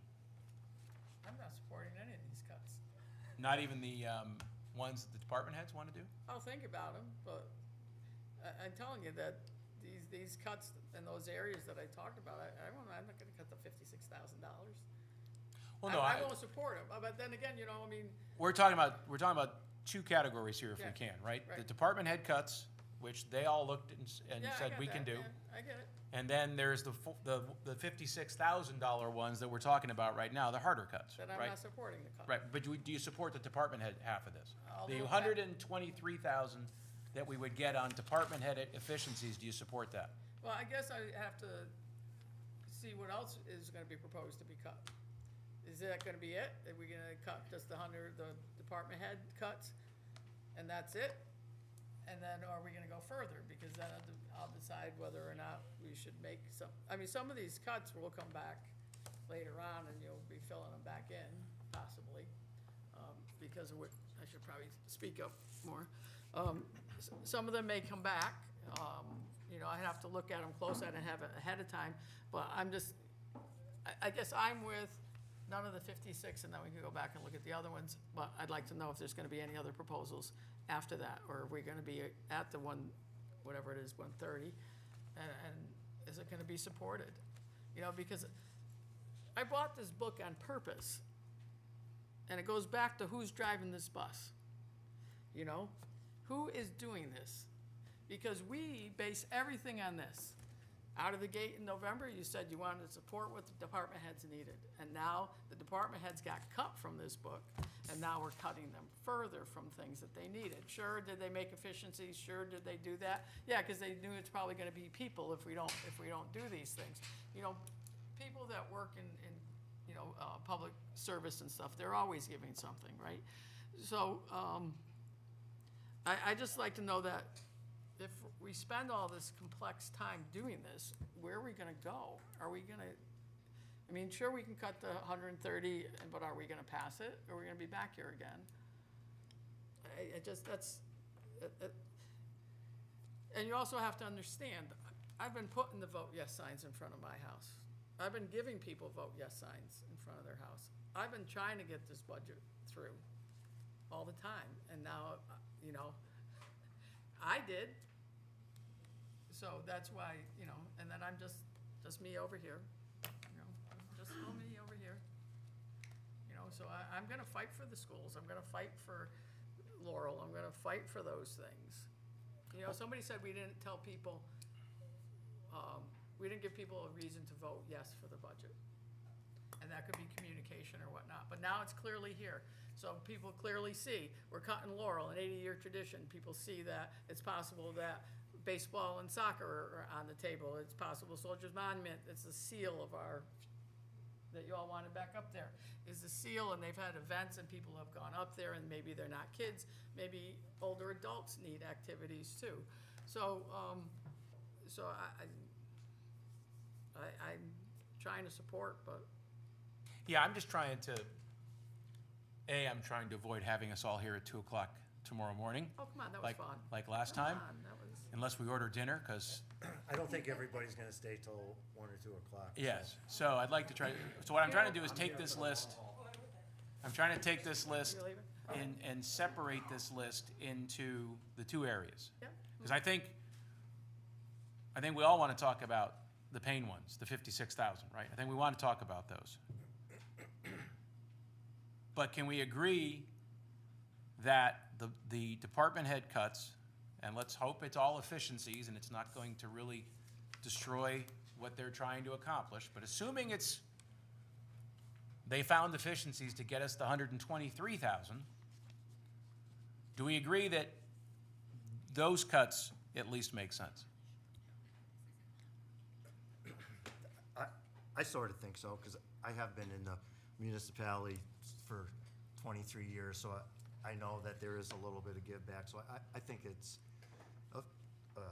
that they did a really good job trying to cut and help out. I'm gonna jump on the bandwagon a couple things. I'm not in support of cutting the kids, and I'm absolutely not in support of cutting the Board of Education's budget by not even a penny. Not even a penny. It should stay what it is. Even then, I still didn't support the last cut. Even though they offered it back, I still didn't support it. Because we have to do the education. Some of this other stuff, we may be, like the Soldiers Monument, I love history too, especially the one up there. I think they found it in my sister-in-law's brother's barn, Paul Parent's barn. That, I believe they had it there, if I'm not correct, the one that's on the wall there. Family was in Civil War, the whole thing, so it is tough, and I don't want to cut the kids, but if the department heads feel that this is okay and they feel that they can cut, I think maybe that's all we cut, it's just the department heads. Forget all the rest that, so. Todd, are you in for the department head cuts? So I'm gonna talk on the whole thing. This is my 9th budget. I've been in this chair for 3 budget cycles. There's been years that 700 people have voted on the budget. That was it, 700 people. Honestly, I don't like making any of these cuts, but unfortunately, more people voted against the budget this last time than voted against it the first time. So that's twice in a row more people have voted the budget down. So I do think we need to cut some stuff. But we have to draw the line on what do the cuts harm. Yes, we can find better ways to do business. Yes, if we cut money from Friends of Main Street and the Laurel Commission, Soldiers Monument, are there other ways that they can make money? Looking at this town's history, yes. You know, during COVID, the Gilson Theater set up a GoFundMe account and raised a ton of money. The drive-in movie theater in Barkhamsted started a GoFundMe page and raised over $45,000.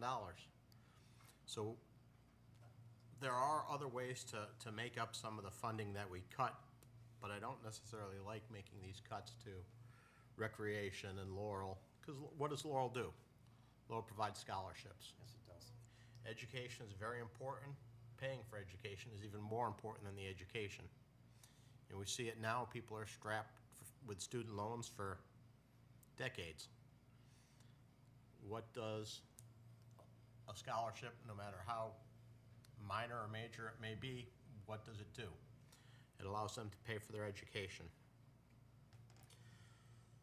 So I think I would be in support of most of the cuts recommended by the department heads. And I would be very hesitant on the outside agencies, although they can raise money, and maybe they should look to raise money in other avenues than relying on the town, but I don't know if I would be in favor of cutting those $56,000 in those cuts. So what I was trying to get to was if we can come to agreement on the department head cuts, the 123, then we can go back. Move along. Then we can go back and look at the 56,000s line by line, and we'll talk about Laurel and soldiers and all of that. And listen, I'll go on record. I don't want to cut the rec department. I don't want to hurt the kids either. So we're all in agreement that doesn't get cut. Right. But if we can at least, and again, just trying to be pragmatic and move us along tonight, because it was a hoot to be here till 2, but I'd rather not do it again. If we agree that the 123 department head cuts are something we can all live with, then at least we can put that aside and then focus on the ones that we don't like, that are the 56,000. So that's what I'm just trying to get us to, if we can. So do we need to get an exact number here? Make a motion and have a vote on the department head cuts? Before we In do the interest that, of moving this I on. want to know if there's going to be any other cuts. Are there going to be any other proposals from anybody on this board for other cuts? I got some proposals. Then I'd like to hear them before I start voting on anything else. I'd like to know what they are. Yep, I'm proposing to cut the social service director. I'm proposing to cut the fire chief position. And that's, I had the schools in there, but I don't know, small amount of money for the schools, 50,000. And they're still getting almost $1 million in wants. You described it as wants. Why did you say that? Because it's not, it was grant money, so anything that's over grant money, it's a want until it's put into the budget. For next year, we can't touch it, so it'd be this year, so I call it a want. Oh, because Because I it can't be thought it was, touched this year. I thought it was covering salaries, the contractual salaries. Not that I'm on, The whole I mean, board, part of it, I the whole think, Board is- of Ed increase, most of it is salaries. I thought it was only a portion of it. Well, 300 and something thousand on the K-6 side, and I think there's like 2 something on the, how much is on the Gilbert side? Salaries, increases, health. I forget what the numbers are, but I thought that's a majority of the. That's not 900,000 though. That's the point I'm trying to make. Well, I don't see them as wants. So,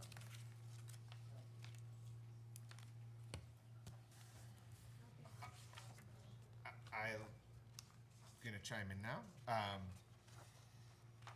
just wanna note that if you talk about social service and fire chief, there is gonna be a number. We'll get that number. I see Tom working away over there, but you are gonna have to add an unemployment expense. We did Yes. take a savings in that unemployment expense.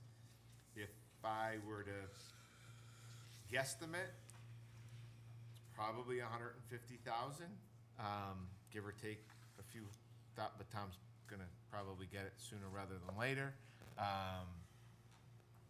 you also have to add back in the fire chief's stipend, because in the past they had stipends instead of Correct. being a full-time person. So you're not cutting the full salary. You got unemployment, you got, whatever health insurance you've already paid, plus you have to add in a reasonable stipend to maybe do the work.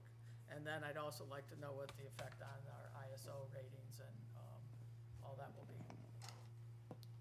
So your social services director, we had already circled back around this on a discussion at a previous meeting. Your net reduction, because we would have to now pull out $20,000 of opioid revenue that was to supplement that position, your net reduction to the budget would be $76,170 with benefits. And what about the fire chief? Can you give us the same math on that?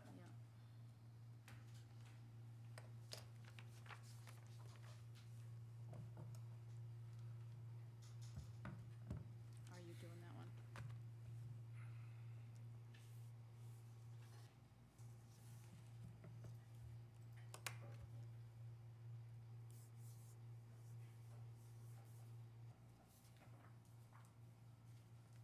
While she's looking up that math, I'll just address the Board of Ed thing. I don't think there's much appetite up here for cutting Board of Ed any further.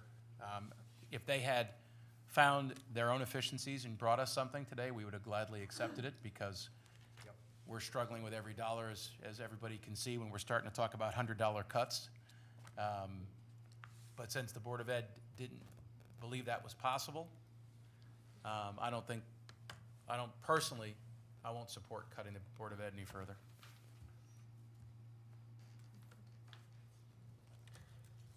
I'll also take a second, not that it's gonna be a needle mover, but Glenn passed me a piece of paper that he did email to me, and for whatever reason, when we sat down, hold on now, there is an additional $1,000 from the clerk's office that can be included in the 123.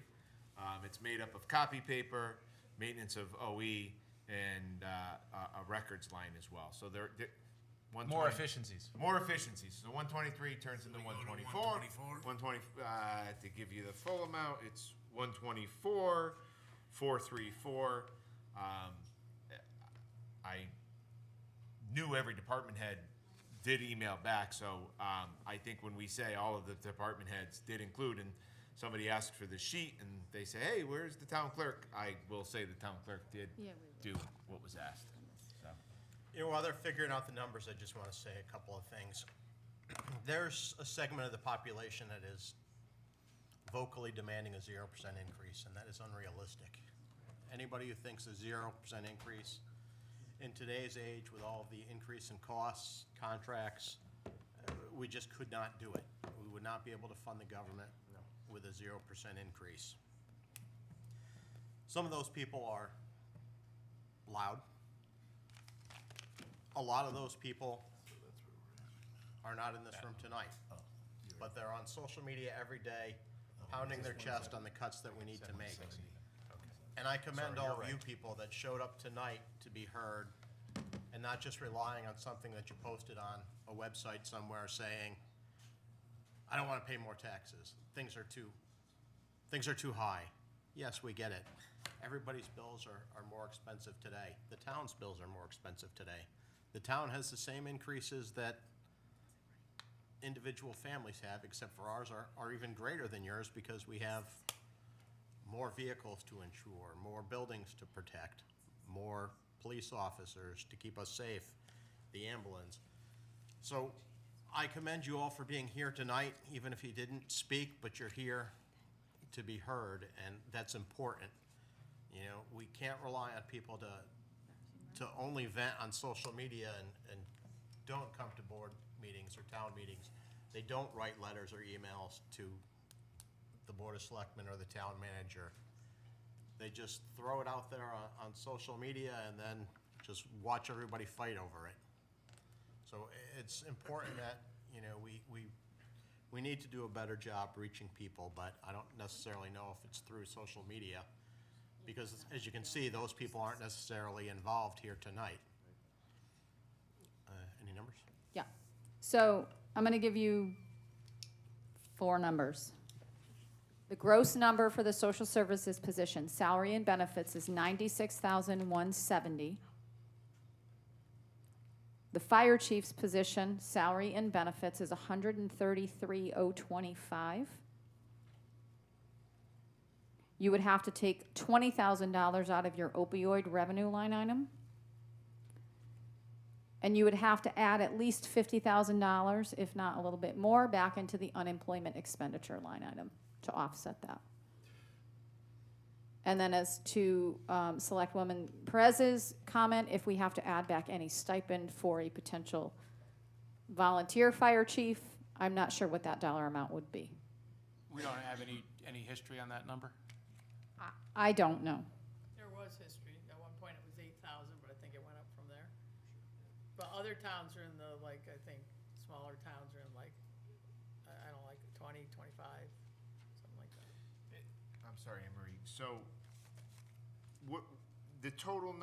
When you factor in the pluses, the minuses, What's the net? What's Without the the net? stipend, what's the net? yeah, without the stipend, I had thrown out a 150. I'm not looking to make sure I'm right. I'm just looking. So at the if you're number. looking just at the expenditure side, and you added back, let's say, $50,000 to unemployment. Yep. You're at 179, 195 of a reduction to expenditures. 179, 195. Correct. But you also have to take out $20,000 of revenue. So the impact of that, we have to run through the whole budget if you wanted to know what the impact on the mill rate would be. No, but what I'm trying to get, that impact, you said $20,000, no, that impact, that was is 159, 195. That's a number I think that needs to be talked about right Yeah. now. Later on, what it, Yeah, again, but yeah, that's your, Was it 150? 159, 195 is the actual sway in the budget. Right. We have to do, it's baked into a bunch of line items, but it. So oh, you're taking the 96,170, the 133,025, total that number, subtract out 50,000 that you have to pay in unemployment, and then subtract out another subtract out 20. 20,000 that you have to forfeit in the opioid money. So your net is 159,195. But you also have to subtract out a stipend. Yeah, so whatever that stipend dollar is, so if it's, So if you use, with Selectman Pratt, if you throw $20,000, you're at 139, 190. I used 20. So you net out the opioid piece. that sounds like is that stipend 20,000? Yeah, I think the average is 15 to 20,000. For the volunteer chief? Yeah. Well, I think what's getting lost in this is the whole reason why we went to a full-time chief.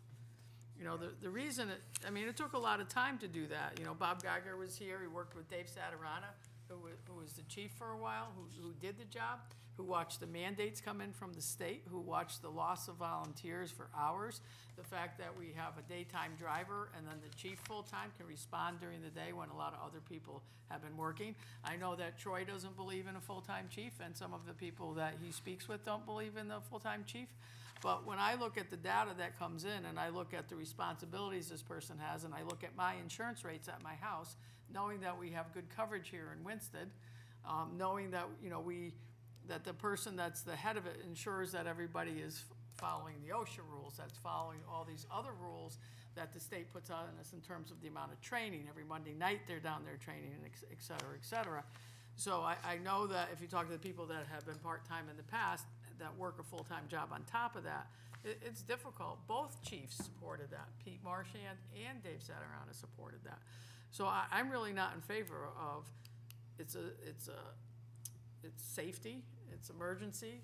They respond also to medical calls now. That was an agreement they made not too long ago. So I'm not really sure that, well, I know I'm not in favor of it, but, that's me. And I know you're trying to get down on money, but I just want to do that. And then social services and whatnot, to cut that out completely. That's all gone, one of the reasons it came in the first place was because the town manager was doing social services and some other people in town hall were doing social services. And it was getting overwhelming out there. Just the issues with rentals, the issues with food, the issues with rent assistance, the issues with oil. There's just a lot of stuff. So to cut it from full-time to zero is something that will have an impact on the quality of not just the life of the people that are involved in social services, but everybody else that will be impacted because people that don't have social services, don't have services for them, where are they going to turn to? Where are they going to be? How are they going to find out things? We see it on, I know Facebook seems to be our town newspaper, and they've said that about the decline of newspapers in America in small towns when they pull out, is the fact that people that need help, and where does everybody direct them to?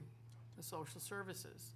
So I just think our state representative is out there about homelessness, and he's been out there, a long time and trying to help with that. And that's all part of that social services, safety net, so to speak, that some things slip through, but a lot of things are being helped.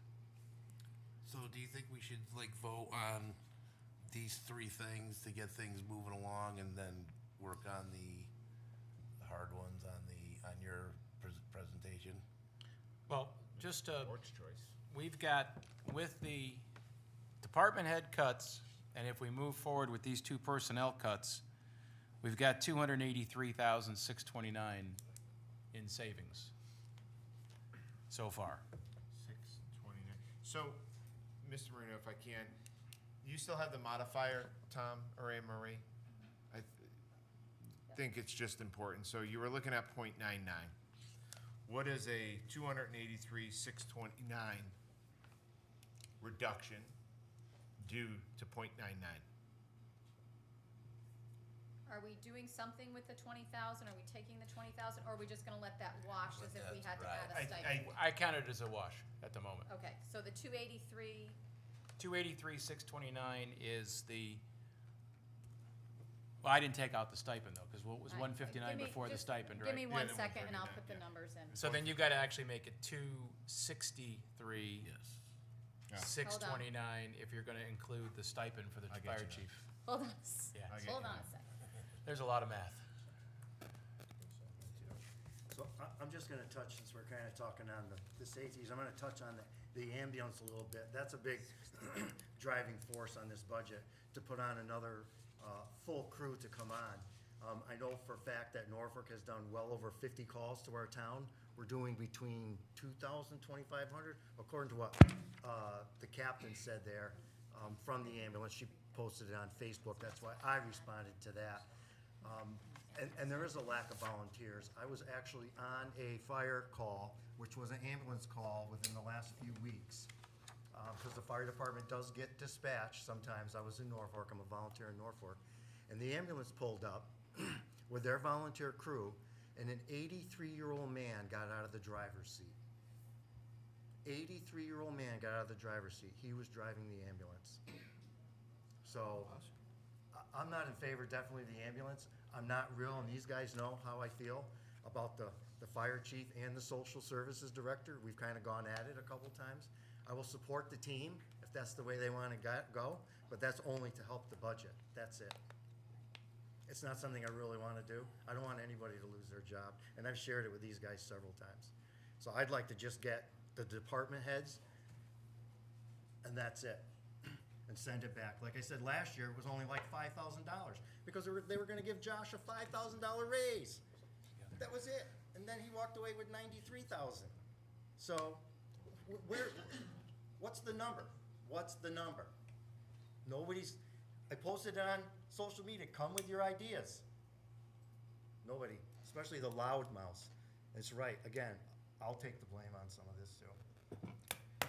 Okay, so with the reduction of 2 positions, adding $50,000 back into unemployment, taking Glenn's $1,000 out, plus the additional $123,434 of department head proposed reductions, and adding in a $20,000 stipend, that brings to a reduction in your expenditures of $283,629.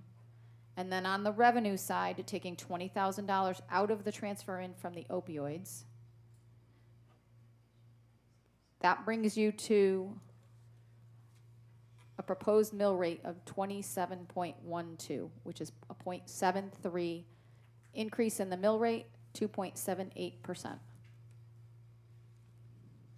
Anne Marie, does that include the 100 and Paul's initial cuts without the 56,000? That includes the departments, correct? That's everything. 123 plus 1,000. Correct.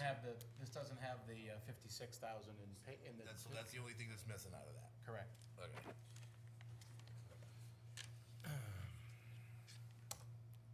Do you want just the department heads cuts? Sure. Yes, please. All right, let me just write this down for myself. What was the new mill rate? I'm sorry, 27? 27.12. 0.73. That I got. You're putting the 123 back in there? If we only cut. Oh, if we only cut the Only the 123. department Okay, heads. yeah, okay, And good, 124. Yep, Yeah. 124,434. yep. Basically, we drop it. Okay, hang on. You know, one thing that Be 7, 8. I do have some Oh, pause 88. with the fire chief position. We're in an era where we're having trouble finding volunteers, and you're relying on a volunteer fire chief. You know, could that be an issue? You know, It sounds like it could be, especially since who's be the next chief in line? Let's say the chief is gone. Who's the next chief in line? Does anybody know? It's Phil Becerra. Isn't Phil out on leave? So just the department head cuts of 124,434 would bring you to a mill rate of 27.26. That's a 0.87 mill rate increase of 3.30%. So you're going from a 0.99 increase, which was the last proposed budget, to a 0.87 increase. So if you cut those two people, you save yourself 0.14. 0.14 of a mil is what you're saving to take out the response time, to take out the help for other people, and to preserve the town manager's office and assistant up there. 0.14 is what you'll be achieving. And I know some of the board doesn't like looking at it, but I think it's important to people viewing at home and people here. On a $100,000 assessment, what is 0.14? How many dollars a year? 14. $14 a year. I know some don't like looking at that. You can go up from there, but on a $100,000 assessment, it's $14 a year. $1.10 a month. Now, that's on $100,000. It's only 10 minutes to 9. We got loads of time. It's not even midnight. It's not even close to midnight yet. Hey, Steve Sedlak made it to almost 2 o'clock. Yeah. He's 81. Well, since we're not getting a number on what we want to reduce the budget, is that the next goal, is to go past the 4 o'clock in the morning? And I'd like to point out that he also was, I believe, part of the 4 a.m. one. He that, was. That was there. So. Yeah, but he was younger. Oh, he was young. Okay. If I could sleep the whole next day, I'd have no problem staying until 2 o'clock. No, but he didn't. So we have I'm gonna categorize these cuts for us, so we can kind of poke at them individually. We have the department head cuts of 124,434. I'd like to think we're all pretty much on the same page with those. We have the staff cuts of 159,195 net on that. That one's gonna require more discussion, if it's got any life at all. And then we've got the 56,000, what's that number, Paul? 56 what? 56,600. So that 56,600, just so you know, you're including that line item for background checks that says adjusted for historical use from recreation. Just so you know that, okay. The general direction is, what I heard is they weren't cutting anything for the kids and recreation. It's $350. I added it back in because I heard what the board was saying. We're talking hundreds of dollars and talking $50, hundreds, so. I did you know. take the liberties to. And I'm pretty sure those background checks are state mandated now anyway. And a good idea. Well, And a good idea. that was my inside voice that I said to myself. We'll say it's a good idea. Yeah. What, for Background recreation? check. They're state mandated now. Oh my God, you can't like not have that. That would be like, All right, so you got 56,600. We already know we don't like the 2,800 for rec, so we take that back out. Wait. Put it back in. Oh. Okay. Oh, I see what you're doing. I'm trying to take out the cuts, or Got it. however you want to approach it. We got 56,000 in cuts if we did them all, but we don't like $2,800 for rec. So that one's already out.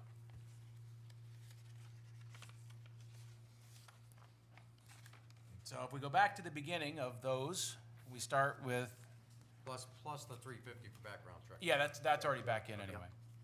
So if we go back to the beginning of the ones we marked off as the 56,000 painful cuts, we said, okay, Soldiers Monument, we were taking out only events and fundraising. We were leaving the money in for maintenance and making sure the building was safe. So this was only for events and fundraising. So what's the feeling on events and fundraising on that $3,400? I'm gonna vote to keep it. Can you tell us a little bit more about it? Well, because I've been to the events, and I think that the events are a worthy activity in the community for historical purposes for others. And $3,400 is not gonna translate into much more than like, I don't know how much per person. You know, the $3,400, but $3,400 isn't a list that makes a 56,000, which does have some impact. So let's at least make sure that we're talking about them in a way that everybody goes, okay, that makes sense, or doesn't. It is a symbol of our town. It's right here on the seal. We can market it, you know, and have it as a draw to bring people to town if we do have the events there. So it does have, it does have merit. Yeah. They, you know, put on the parade for And they also, Memorial Day. if I remember, because I've been to so many meetings, they are also getting these like, description things up at Soldiers Monument, which they got a grant for to put up there to describe things. People should be able to take their phone with the little barcodes and hit out and kind of give you some history. They're looking, between them and the Historic Commission, they're looking to get grants to do that sort of stuff all over town. So in I know it your doesn't book, have I know impact money-wise. Candy, I think is the only one who has her book that has that sheet in there for the Soldiers Monument events and fundraising. It talks about at the bottom under the comments, other than up at the top where it talks about bands and et cetera that would go into that. But it does have comments in there that talks about the historical and cultural events and programming, included special programming related to all major holidays with an emphasis on Memorial Day, and I think someone already mentioned some of this, Juneteenth, Independence Day, September 11th, and Veterans Day. Hang on, for some reason I moved over here. They have taken on the responsibility of organizing and facilitating the Memorial Day ceremony at the East End Park, which in part is funded from our town, from our events and fundraising account. So that's just a little more of the background on that. So, you know, I've been to events up there too, and it's a great place, and it's a good thing. But you're asking the entire town of Winston to support a nonprofit thing for events for $3,400 when You know it's not a nonprofit, you know it's part of the town, right? it's a It's 501c. Soldiers Monument Commission. Right. It's a Soldiers Monument Well, Commission. Friends of Main Street's a 501c, whatever. Yeah. But what I'm The saying Soldiers is, Monument is you know, part of the I've been town. up there, there's 20 people there, but, you know, you're doing the whole town. I mean, this is about everyone, their tax dollars. And we're trying to make it so they can afford their electricity and their groceries and their taxes don't go up. And I know you're saying that it's only a few dollars. If it's only a few dollars, fundraise, like I just said. It's very simple. Go out, do a right, Krispy so- Kreme donut all right, thing. all right, and sell so it like the- that. so here's Just so you here's- know, the town can't go out and fundraise. Okay. We're not permitted Well, to the members fundraise. could, so. Just so you No, know, they're a Troy, town entity, so they can't They fundraise. could and then donate it to the town. Troy, I don't have to agree with you, just as No, you don't you- have to agree with me. Correct. So I would suggest that you make them, you start taking votes on things, and it's okay if I vote not with you. Right. Because I'm not gonna vote for a lot of these things. All right, so I'll make a motion that we eliminate the social service director position. We went, I thought we were talking about Soldiers Monument. So did I. You went there. Sorry, I didn't mean to I'm interject. rolling. It looks like something's missing. There's no second, so it fails. No second. So it fails. What? I was focused on something else. You voted to cut the I social. made a you motion to cut the social service director. I'll second it. Discussion. This has been one that we've gone back and forth on multiple times. Yep, we sure have, And you're not cutting to half, you're cutting full. yep. Discussion?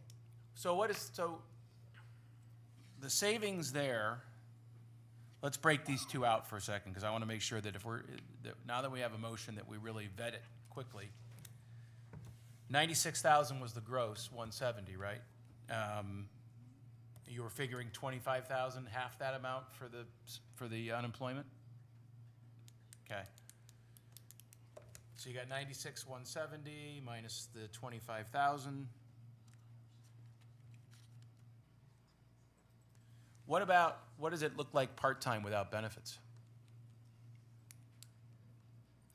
Could that, Hold, please. I had that the last round. could that be completely funded with opioid funds? So, and this was just an, you know, How much is the opioid money? 20,000. this was, I put it at 19 hours just for calculations. This is what I had in there several iterations ago. This was a reduction of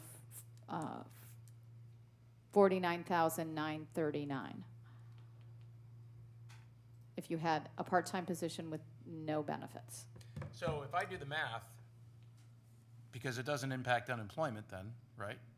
Yes, it will still impact unemployment if you cut someone's hours. They are still allowed to file for unemployment for a reduction of hours. Okay. So, because without factoring that in, and we'd have to figure out what that math is, you've got a difference of 71,170 is roughly what you would save by cutting the position altogether if you factor in the unemployment. And you said we go to $49,000 is what you anticipated the total expense would be, right? You lost Part-time? me. Part-time. Part-time would be 49,000. Part-time would be a I think I lost reduction, myself, and that, too, so- again, that's at 19, that was just at 19 hours a week. So that would be at a salary that was brought down from 35 hours to 19 hours, but your reduction in your FICA, no retirement benefits, no medical benefits. So if my math is correct, which it could be wrong, even though I do math every single day, that we're only really saving $22,000 by cutting our part-time. Well, no, it looks like 47 minus whatever the impact would be on unemployment. Because you're taking it from 96,170 to 49,000. Well, I thought it was only the 25,000 that got reduced because you still had to pay No. unemployment, right? Well, you've got 96,170. You take that down to 49,000 for part-time. You're saving 47,170. The math we don't know is what impact does that have on unemployment? So your difference between full-time and part-time, you would have a reduction of full-time of 96,170. You would have a reduction of expenditures of 49,939. That difference is a reduction of a difference of 46,231. So 96,170 if you cut the whole position, a reduction of 49,939 if you cut it to part-time. That difference is 46,231. Now you have to factor in the opioid money, what you're gonna do with the opioid money. If We you're, could use the opioid money to pay for the part-time, sure. which is how much? Right now you have $20,000 allocated. That puts another $20,000 on our savings. So, No, that would leave it as it is. That would have no impact because you wouldn't make a change to that. right, if we cut the position altogether, we lose the 20,000. Correct. Correct. So we make it part-time, we keep the 20,000, and You still have your reduction would be, your difference in the savings would be 46,231. Correct. Because your revenue line item would stay the same. And then you've still got to factor in some level of unemployment.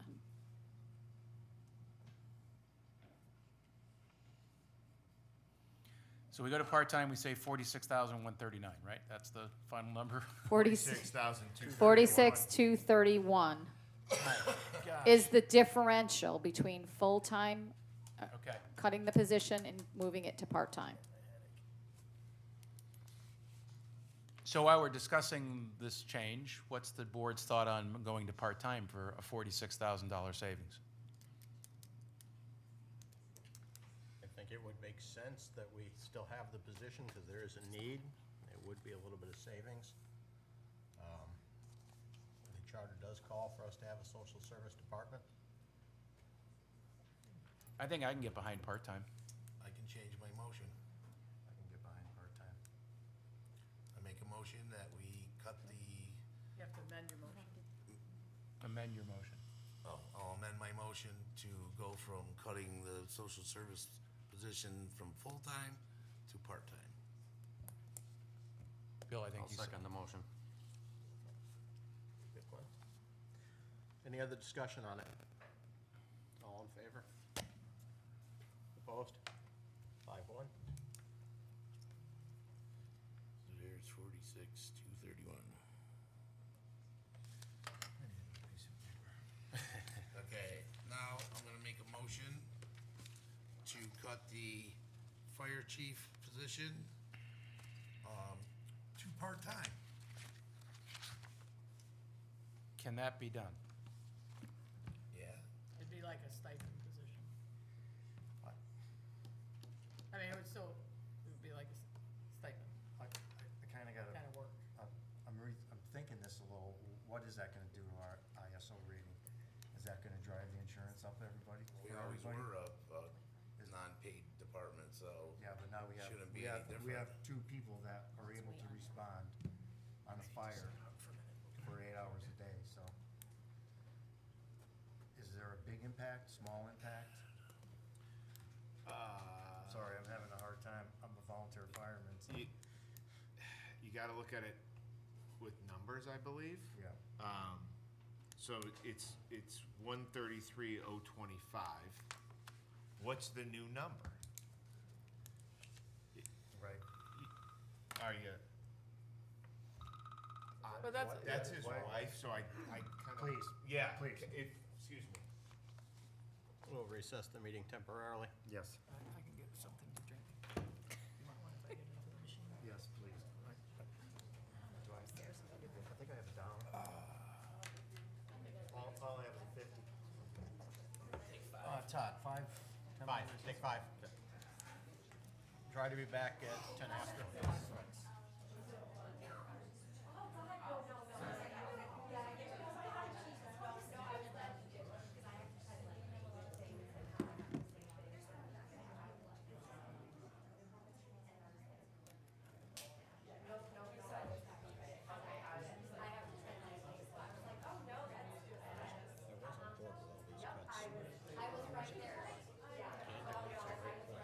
Sure always does, and that's the thing. Registered voters do we have in town? The ones that can vote. How much? 66. That's what I thought.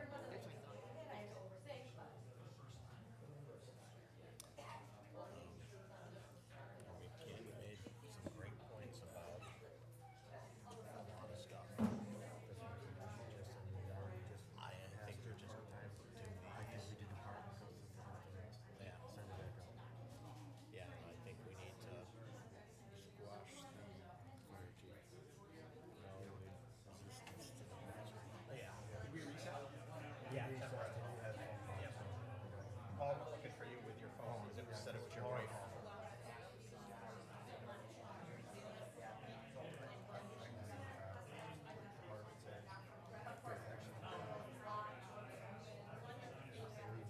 I was ready just to do department heads, we got this control mat over there.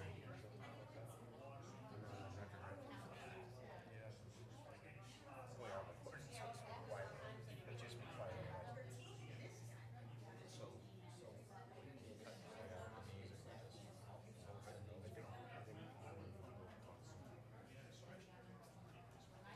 Did you want me to buy you one too?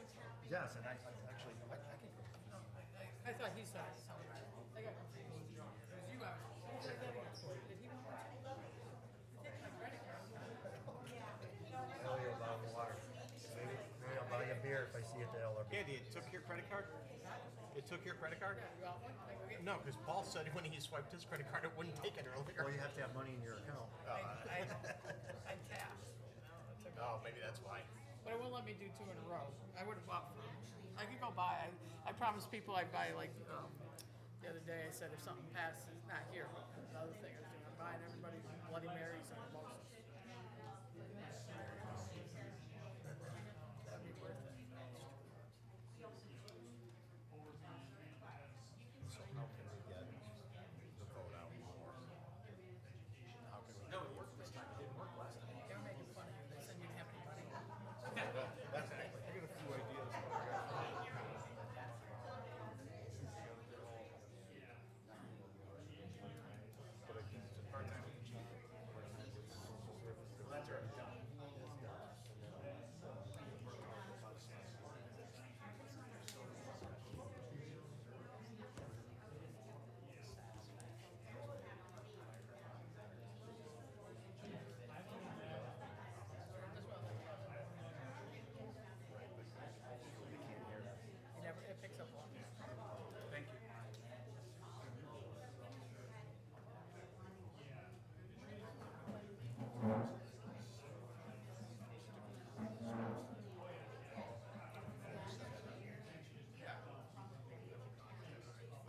keep an eye on your table. I think they're all good folks here. I don't think anything's gonna be stolen.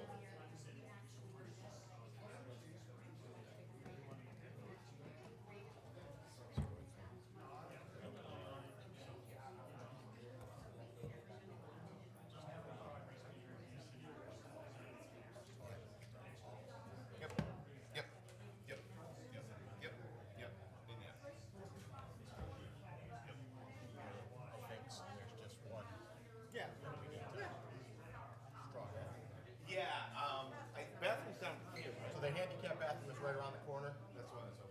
I don't know why we still have those locked. I know it was locked for COVID, but Facilities guy will tell you that they.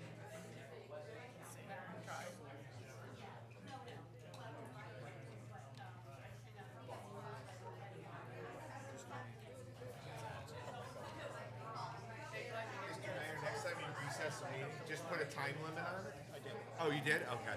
Said be back by 10 after. Oh, still got 2 minutes.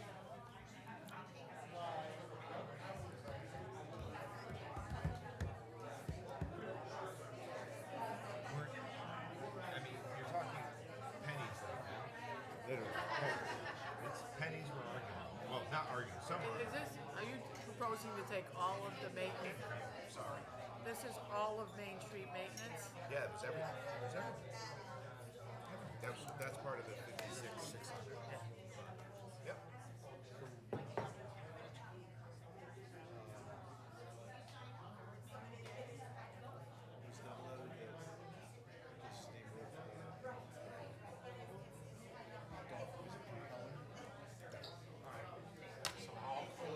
Call me Mark. Yeah, call my cell. I'm in Hartford in the morning. Okay. So probably lunchtime. No. Yeah, I'm here. Yeah. Yep. Freeman, nice to see you, sir. How are you? Good. How are you, sir? Please start making your way back to your seats. You need to do that more often. Yeah, that was impressive. That was like official. We'll see if it made it outside, though. Well, we don't have speakers. We do in the hallway. This microphone goes out in the hallway? Yeah. Really? We've gone to executive session in here, and When they've I turned it left, out. the last time I left, I could hear some of it. I could not well, but I could hear some of it. Good to know. Some warm yogurt. Consider everything a hot bite until you're outside. And even then, if you have a security camera. Might still be here.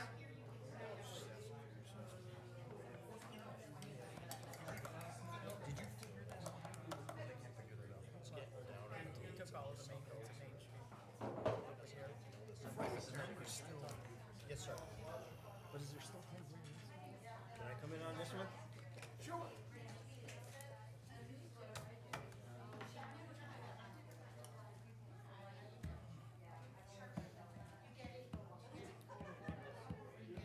I'm just putting all these the other way. I'm just putting, I just, right now I have 124.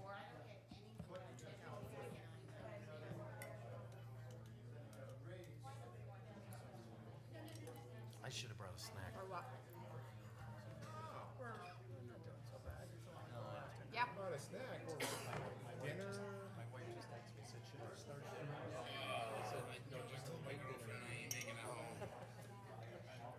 My wife texted me. She says I'm taking a melatonin, which means she's going to bed. Yeah, that'll put you out. Eat a bowl of cereal for dinner. Hopefully kids didn't drink all the milk. Which they do. Kids drink. Oh yeah. Oh yeah. Listen. Going right for those lucky What's your charms. revenue? Probably a row of Oreos. What's your tax?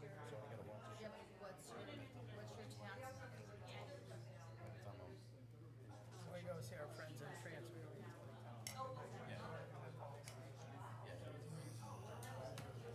But, you know, sometimes they also take lunches and like. Why? No, just put it,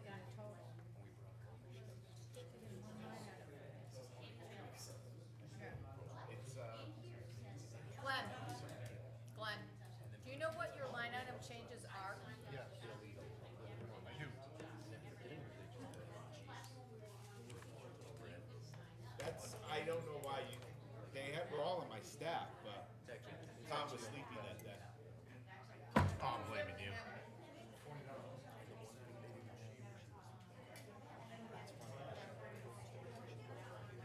What are you eating, by the way? How come I didn't get any? Yeah, I'm hungry. Warm yogurt? No. Here, come over here. You gotta start ordering pizza when this stuff happens. With what money? I don't care. Come up with it out of your own pocket.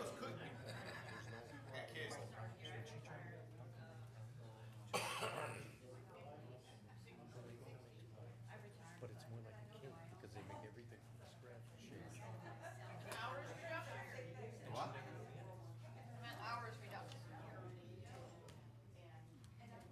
Joe Mayor doesn't live by his philosophy. Is that after?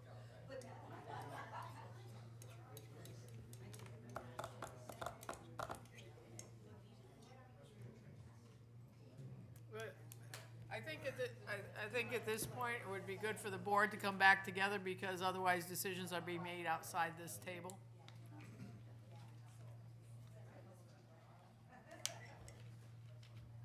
Too many is what happens. Call this meeting back to order at 9:14 PM.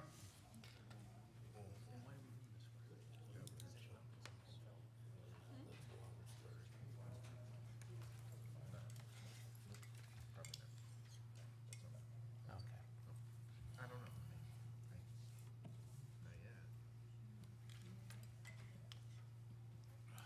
Okay.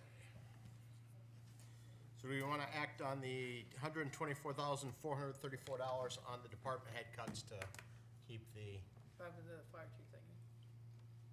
Yeah, then we have a, You were in the middle of that. oh, We're in the middle. okay. Was it motioned? I'm just. I don't think it was Okay. motioned. There was no motion yet. Okay. So before we I'd like to motion go- it, I'd like to go back to the department heads, if that's all right with everybody.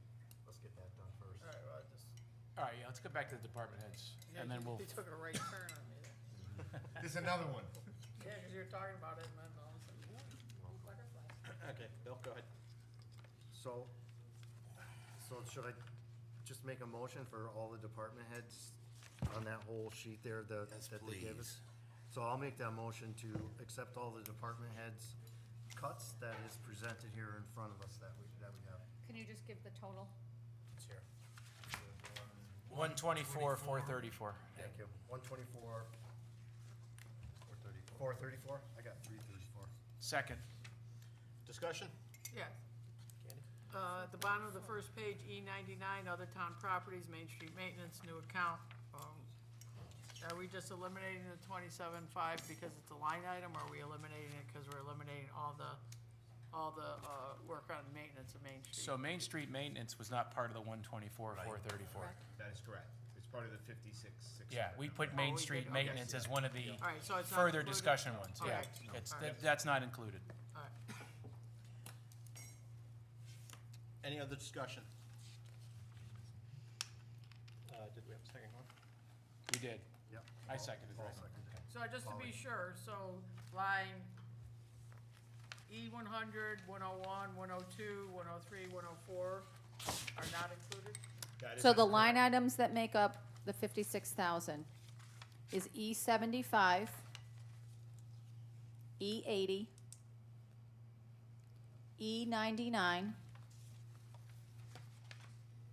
and then E100 through E104. So basically, all of page 2 is off the, is not part of We haven't this. discussed it yet, that's Right, correct. and then just the So ones what that is she it? So it's listed off. basically the finance, the assessor, the tax collector. Planning and zoning. CBA, Yeah. IWC, land use. Yup. Police, fire, highways. Yep, So just And town for park. clarification, the 124,434 does not touch the 2,800 or 350 from recreation? it does not. It does not. All right. And the 124 number that was read in, to the motion also includes the $1,000 from the town clerk. That is not on your page, but it was the paper. There's three items. So you have 3 items in there. Line item 1, 120,806 for copy paper, that's a reduction of 159. 120,809, maintenance of office equipment, $500. And 120,809,0002. Is that restoration of records? A reduction of $341 for a total of $1,000 from the town clerk's budget.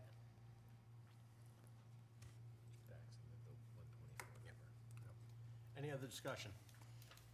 All in favor? Unanimous? Thank you. So what does that bring us to a total reduction so far, Anne Marie? I look at one- Your total reductions so far? 176. No, let me give you the number, please. It's a 124,434 and an additional 49,939 to move the social service position to part-time. It was 49,000 what? 49,939. You get the wrong number.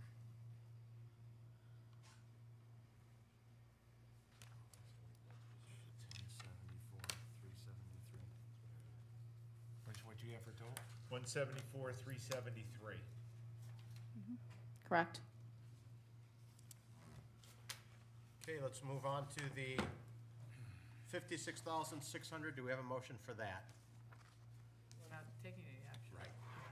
Right? I think we need to, there's I think we need to actually let the Line, go. line by line item on that. Yeah, we don't have a motion on it. So can we go down and discuss the lines? Sure. So I think we had a lot of spirited discussion about Soldiers Monument and the events. I would, and if you want to motion each one of these maybe, and Okay. we'll take care of them at that point. I'd make a motion that we restore the $3,400 for Soldiers Monument back into the budget. Second. Well, it never came out of the never budget. came out. Never Oh, came out. Okay, sorry. I'm sorry. We Well, haven't taken any of this Just out make, yet. say nothing and it doesn't do Right. anything. Gotcha. Correct. I'm sorry. I thought we had to motion these things back out of your These proposal. are just, no, Okay. because No, I it's all can't take suggested, any action yeah. on the Okay, budget. It's all so I would So that- suggest then that we just Move on. cross that off and move on. Okay. That brings us to Friends of Main Street, $4,500. Can we talk about what that money goes towards? What does it do? Well, you know, they do all the flowers on Main Street, banners. They water them all summer. So that's in addition to the Main Street maintenance? Yes. Yes. Main Street maintenance. I Doesn't believe, water? is just the median. The medium and stuff. I see, okay. I mean, that's only part of what they do. So their budget at Friends of Main Street's $9,000 currently, so this was cutting it in half, That is correct. essentially. I mean, they fundraise with their one event, but I think the money that you get from their work for They do put on the 9,000 is worth it, concerts, but which draw a lot of people to town True. in the summer. They do the fall And the- festival the too, fall right? festival too. I'm just maybe out of line, but I think I'm gonna just say what I'm gonna say. You know, obviously, we all want to attract investors and we want to attract developers. And, you know, when you have a good-looking Main Street, kind of helps sell the product a little bit better. Again, you know, when I proposed and I wrote these particular cuts, was I happy? Was I No, of course not. But I thought it was important for a few reasons to put all this out there, because when a budget continues to fail, these are the repercussions. We will change, to reiterate, we will change the character of this town. And I thought it was important for not only this board, but everybody that's taking part in this meeting to understand what it could do. So, So we would, if we eliminate that one, we're up to $7,900 that we're not cutting. That's on of your original 180,034, which actually is 181,034 because of the clerk $1,000. correct. We've taken action on 124,434 of it, and now we're talking about $7,900 here that we wouldn't take out, right? That's putting Friends of Main Street back in. Main Street maintenance, again, when you drive downtown and you're bringing in investors, I mean, how do you not The thought of having downtown overgrown without any kind of maintenance sounds impossible to me. Yeah, your options are overgrown or nothing if you get rid of it, and that's not very appealing visually. And when we go to page 2, we've already put the recreation items back in, so really we're down to public celebrations. We're talking about cutting the holiday displays, $1,500. Apparently, we're gonna buy new displays for $1,500. So we had 3,000 in holiday displays and 15,000 to Laurel City. And I think we talked about Laurel City, right? That's scholarships. So I don't know, the 56.6 doesn't have a lot of stuff in there that looks like we really wanna cut it. I would be okay taking out the 3,000 for holiday displays and replacement displays, and hopefully we can get some donations for those. And you know we'll climb the ladder again. And Well, can I just say something about that? It's a very, I think if you're gonna raise money, if you're gonna do it, it should be amongst all people and not just your side of the table. Because I think there's a lot of people that would support the whole idea of the holiday decorations. And you already know that I believe it should be a function of town government to make sure that it's formal so that the things that we all value go forward during the year. So if you're gonna do that, then I just would like you to, think about that there are a whole lot of people that would help and that it shouldn't be a partisan issue. Oh, I in no way, shape, or form thought that. We just happen to volunteer. Any volunteers are welcome to come down and do it. I don't need to climb I ladders. understand there's also been, or I don't know if they still exist, but there were committees and stuff being formed, so pictures taken, all that kind of stuff, so. Yeah, no, I don't think it should be at all Yeah, I mean, partisan. we could get together and do fundraisers. You guys do fundraisers, we'll do fundraisers. Well, I don't have a you guys, I'm here. Line of the night. So are we in agreement that, other than cutting $3,000 for the holiday displays, that we will handle in another fashion? And is $3,000 really gonna make that much difference? I'm not even interested in that, cause that's a dent in the wall, it's Yeah, not doing it's, anything. I'm okay not touching the 3,000. So it appears then that we are good with getting rid of the $124,434 in your proposed budget, Paul, but we don't have any appetite for the 56.6. Right. So that one's dead. So as of right now, our cuts are at 174,373. Correct. But you have to talk about adding in some unemployment for the reduction to part-time for social services and what that number would be. I Yeah, I thought you did, didn't thought your 49, No. No, You sure? I thought you I'm said- positive. Thank you. Then my numbers before, I'm right? positive. So if with the unemployment, does it come to 46,231? No, the 46,231 was the difference between the reduction of costs if you cut the position altogether versus the reduction of costs if you bring it to part-time. That's the 46,231. So you were gonna get rid of 96,170 if you cut the position altogether. You were gonna save 49,939 by cutting the position to a 19 hours per week position. That difference between 96,170 and 49,939 is 46,231. So that's where we got our numbers mixed up. So the Correct. 46,231. Is sort of irrelevant right now. and now I'm gonna make it even worse, and here's why.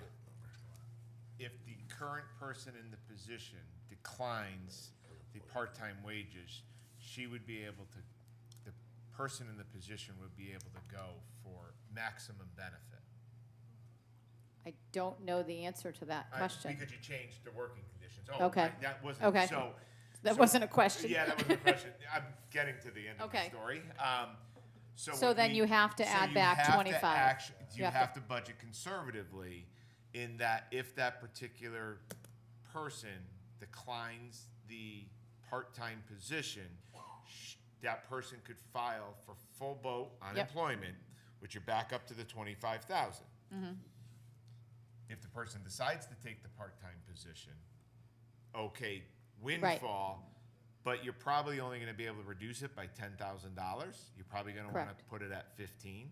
So really, what I'm saying, you have to actually budget for 25, Correct. That's what I would do. because what you don't know is what you don't know, but you don't know what's gonna happen in that position.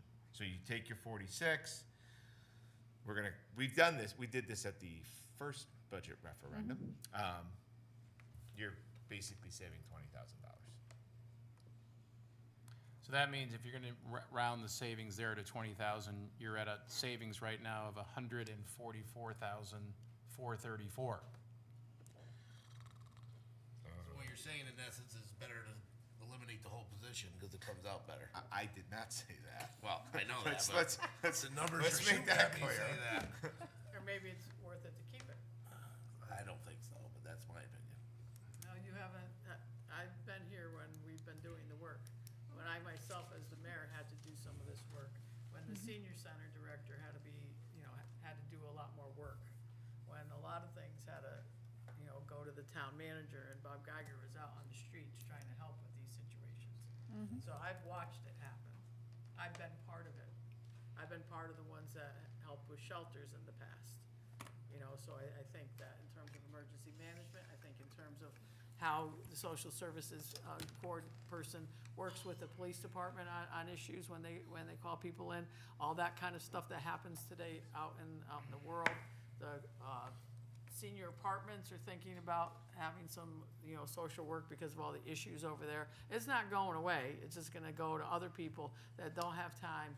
And if we're not gonna move, if we keep doing that, then we won't have people to move the economics. If we can't move the economics, then we can't get more grand list growth. If we can't get more grand list growth, it's gonna be just as much fun next year.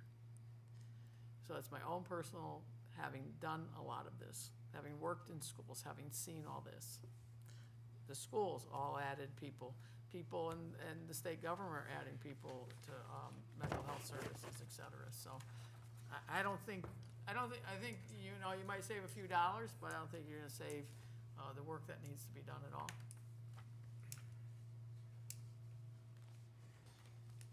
What's our mill rate with the 144 that we save now?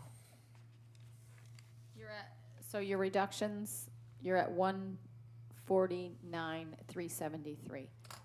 That's where you're at. So you're at a reduction of the 124 minus the 49,939, plus you're adding back in $25,000 of expenditures. Your mill rate would be 27.24, which is an increase of 0.85. Wow. So you're at a 0.14. And what's the percentage increase now? 3.21%.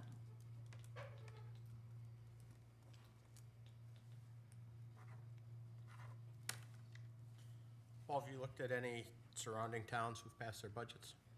Oh, What their increases have been? yeah, we put that up in the slide presentation at the last town meeting.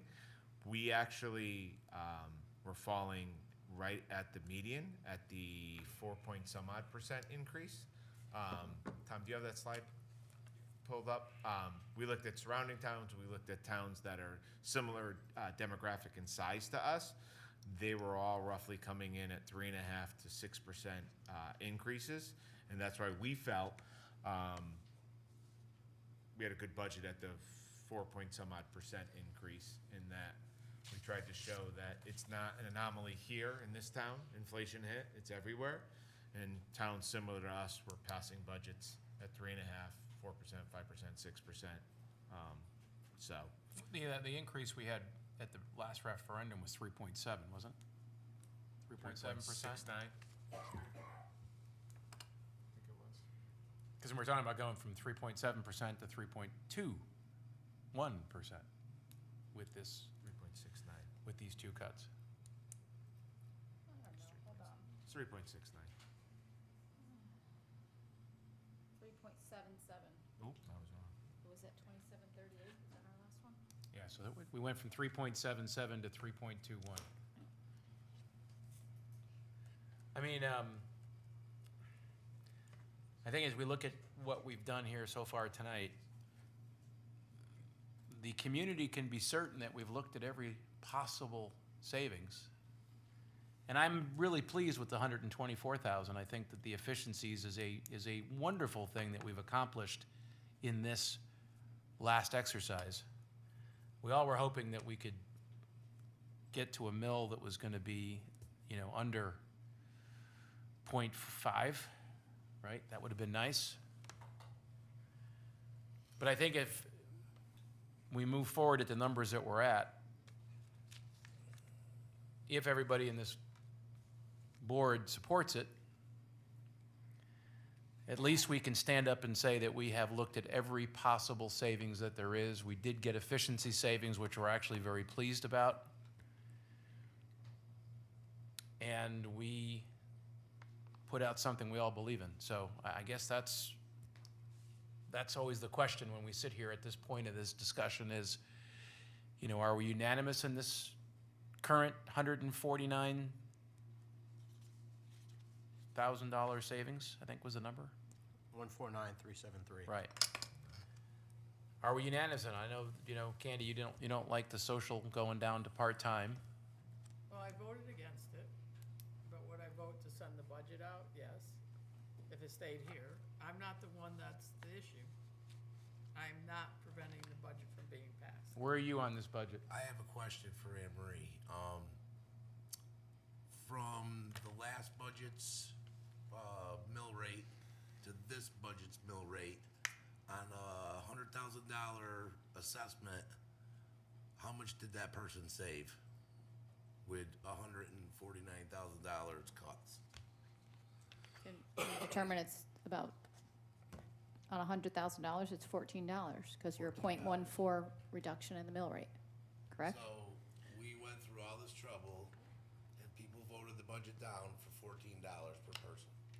Per $100,000. Okay, yeah. And our median is, So it could be- our median's higher than Say 100,000, so. Average $20 to $28. So we argued all this time for $28 on people's taxes. If they have a, And we're gonna send that back to pass. If they So what did you think you were gonna do? I don't know. I don't know. Well, I don't know, Troy. I You're- reached out for the no. magic number. Nobody gave it to me. Right, but you're on Facebook. You Yes. made a lot of comments about a lot of things I on did. Facebook, Yep. right? And they were all factual, yeah. Okay, well, that's, so, I know I'm not driving the bus. So are you driving the bus? And if you're Not driving. driving the bus. I was reaching out to the people to find All out right, what but they I mean, wanted. but you're out there with all these statements that creates the, That was after the budget. That wasn't during the budget. but That did was you put after. out a Facebook post saying that you were in support of the budget? No, I did not. Nobody did. I did. You did? I didn't see it. Well, I don't post on the other ones because you all go after me. So I don't. I do it on my own. If I you're do gonna it on say my. it, you gotta say it on all of them, right? No, I promote it You with can't put the. it just on your page because your friends are gonna just look at it. Well, You gotta put yeah, it on the because, town pages. so, but everybody knows that I support it, Troy. Right. Yeah. may I interject for a moment? So, I did not go out onto Facebook or wherever the places I should have gone and supported it the way I should have, so I'll own that as everybody else has owned it, I think, so far. The question I have is we're not gonna do that again, right? Because I'll be very honest with you, I was really annoyed at the last referendum when this went south. And I was annoyed at me because maybe I could have done more, and I was annoyed at other people sitting here who didn't do enough. And I was annoyed at whoever. I was annoyed at the people who sent out. you did speak up at the town meeting. I in did. support of it. I did, and I was annoyed by the people that put out the garbage on that postcard that was completely non-factual, right? So the question here right now is, if we move this forward, is everybody at this table going to publicly support it so that the public knows we truly believe in it and move forward? And I'm gonna start with you, Troy, because where are you at? Yeah, I mean, I'll publicly support this budget. I mean, I'm here for the people. I'm not here for me to this budget has nothing to do with me. This is what the people want. So I'll support it. I think we did a real good job. I would've, liked to see a couple other things, but it doesn't really matter. We already hit the budget really hard 3 times. So I'm gonna support this to. So let's be move the clear, town supporting forward. it means we're gonna be publicly supporting it so people know. This is public right now. I'm on TV. I'm Yeah, but, supporting it right now. yeah, that's not enough. It's not enough? We gotta be out there. Okay. It wasn't enough last time. As long as you guys do it with me, I'm in. If you're supporting it, then that's important. I'm supporting it. Absolutely, 100% behind it. I'm supporting it. You need to ask? No. Bill? So I'll make a motion to, Wait, hang on one second. We oughta I will also say this, I'm gonna say this, because when you're elected to serve up here, you're elected to make good decisions. Correct. And to look at everything we have here, and to take input from people. I take input, Yep. right? And there was something that happened a bunch of months ago that I voted on, and somebody I knew took and sent me a message and said I made the most terrible decision. And I wrote back and I said, well, sometimes because I have other information that I know about, I have to make this decision. Right. And that's one of the reasons why you're elected, is to make the hard decisions. It's not always to make the decisions your friends want. Right. And sometimes you make your friends mad. There's 2 people that are friends over the past time I've been here. We're not friends anymore because of certain decisions that I've made. So when you sit here, you're not just making them to do everything a friend or group tells you. You have to make decisions, and you were elected for that, on the information that you've had here to make the best possible choice for the town of Winchester. Can't make everybody happy. You have to do what you think is best. Right. And that's what I've been doing. So before you motion, I do want to let the board know, because I think it's important, messaging-wise. I came here on April 22nd. I was presented a budget that the finance office and former town manager Bob Geiger put together. At that time, we were well over 4 mills. I had time to sit with the budget and finance office. We brought that budget to you after 2 days, and we were just over 2 mills. Because of the hard work of this board, you are down to 0.85 of a mill. So anyone that says you didn't do your job, you've done your job. You've looked at everything. You've picked up every little corner of this budget. You've looked it over. You've discussed it. You've done a great job. And that's the message, that this was originally, if anyone says you're not doing your job, push back. You've done your job. We were well over 4 mills when I started. You're down to 0.85. And I think what you all realize tonight too is breaking bones hard. It's real hard. And don't think when I put this list together it was easy for me, but we needed a discussion. And we needed to show people that when we break bone, it hurts. So you've done a great job. I'll stay quiet. Take whatever action So, you need. one more thing before we vote. In reference to the last budget that we put forth in the referendum and Mr. Bork's comments earlier, yes, I believed in that budget, but I will tell you this, I'm far more proud of this one with the department heads participating and giving us efficiencies that found us $124,000. So I'll tell you, I'm far more proud of this one than I was at the last one. so what's the total budget if we present it right now? I know that the mill rate would be 27.24 with that 0.85. 40,806,370.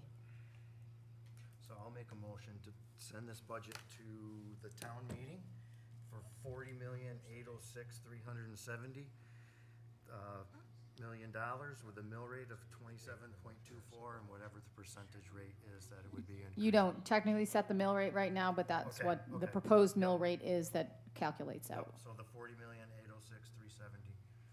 I'll second. We just need to change that motion. I apologize. That's okay. You're going to want to set a date for a town meeting. I would also I like to set a date, would propose the for- 16th of July July 16th, for a town meeting. for the town meeting. I will hope to be at Gilbert. And then you also want to do a vote on the 30th.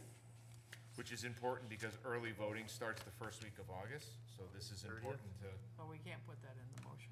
That's set at town meeting. Oh, that's it, you're correct, I'm sorry, you're right. So it's just the. It's just the For town the meeting. town meeting on July 16th with the 40,806,370.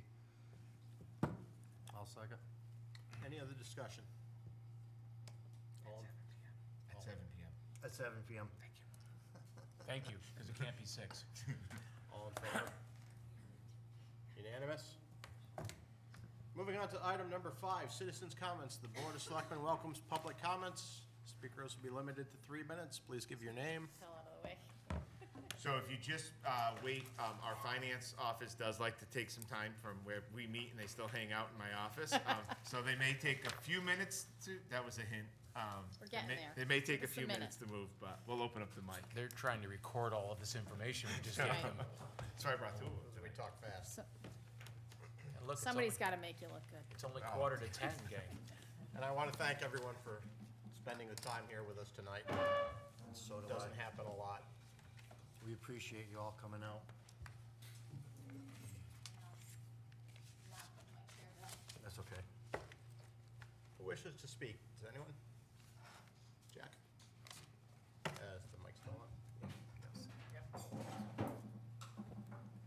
Jack Borg, 78 Crown Street. Efficiencies, you could have had them for the July 2nd meeting too, and they probably were there. You nickel and dimed things tonight for almost 2.5 hours. It's just amazing, and we now have another cost of another referendum. These things could have been done in unison, and they weren't before.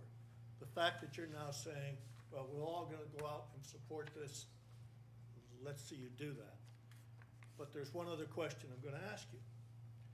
So if I vote no, does that mean I don't like this budget because I want more cuts? Because you don't know that. You still don't know that from the July 2nd meeting. And you spent 2.5 hours tonight making cuts and talking about things that are really important to this town. The Social Security person, the fact that you wanted to cut the fire chief. These are important items that you could have avoided talking about by just being more in unison and thinking about the good of the town.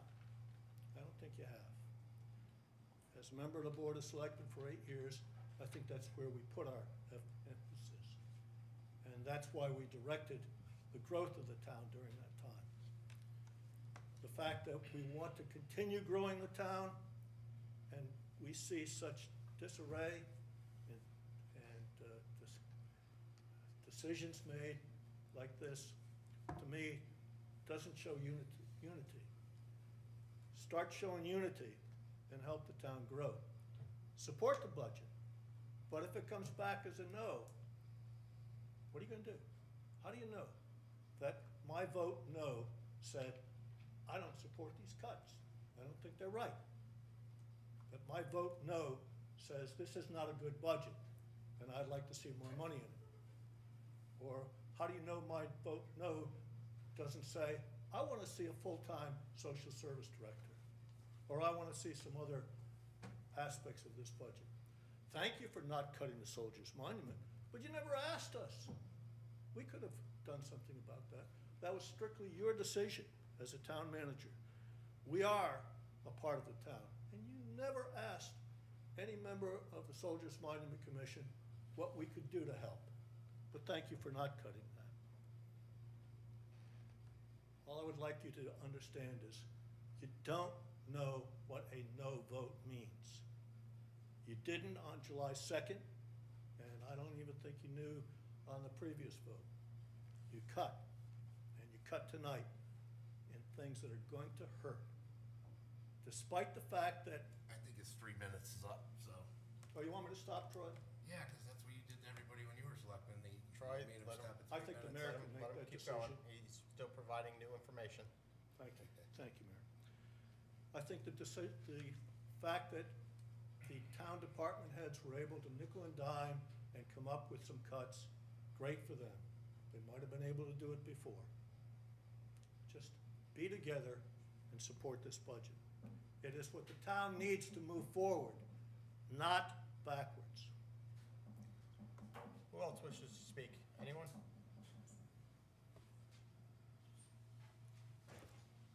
Last chance. Anyone else wish to speak? Seeing no more citizens' comments? Motion to adjourn. Second the motion to adjourn. All in favor? Thank you, everyone. Good night.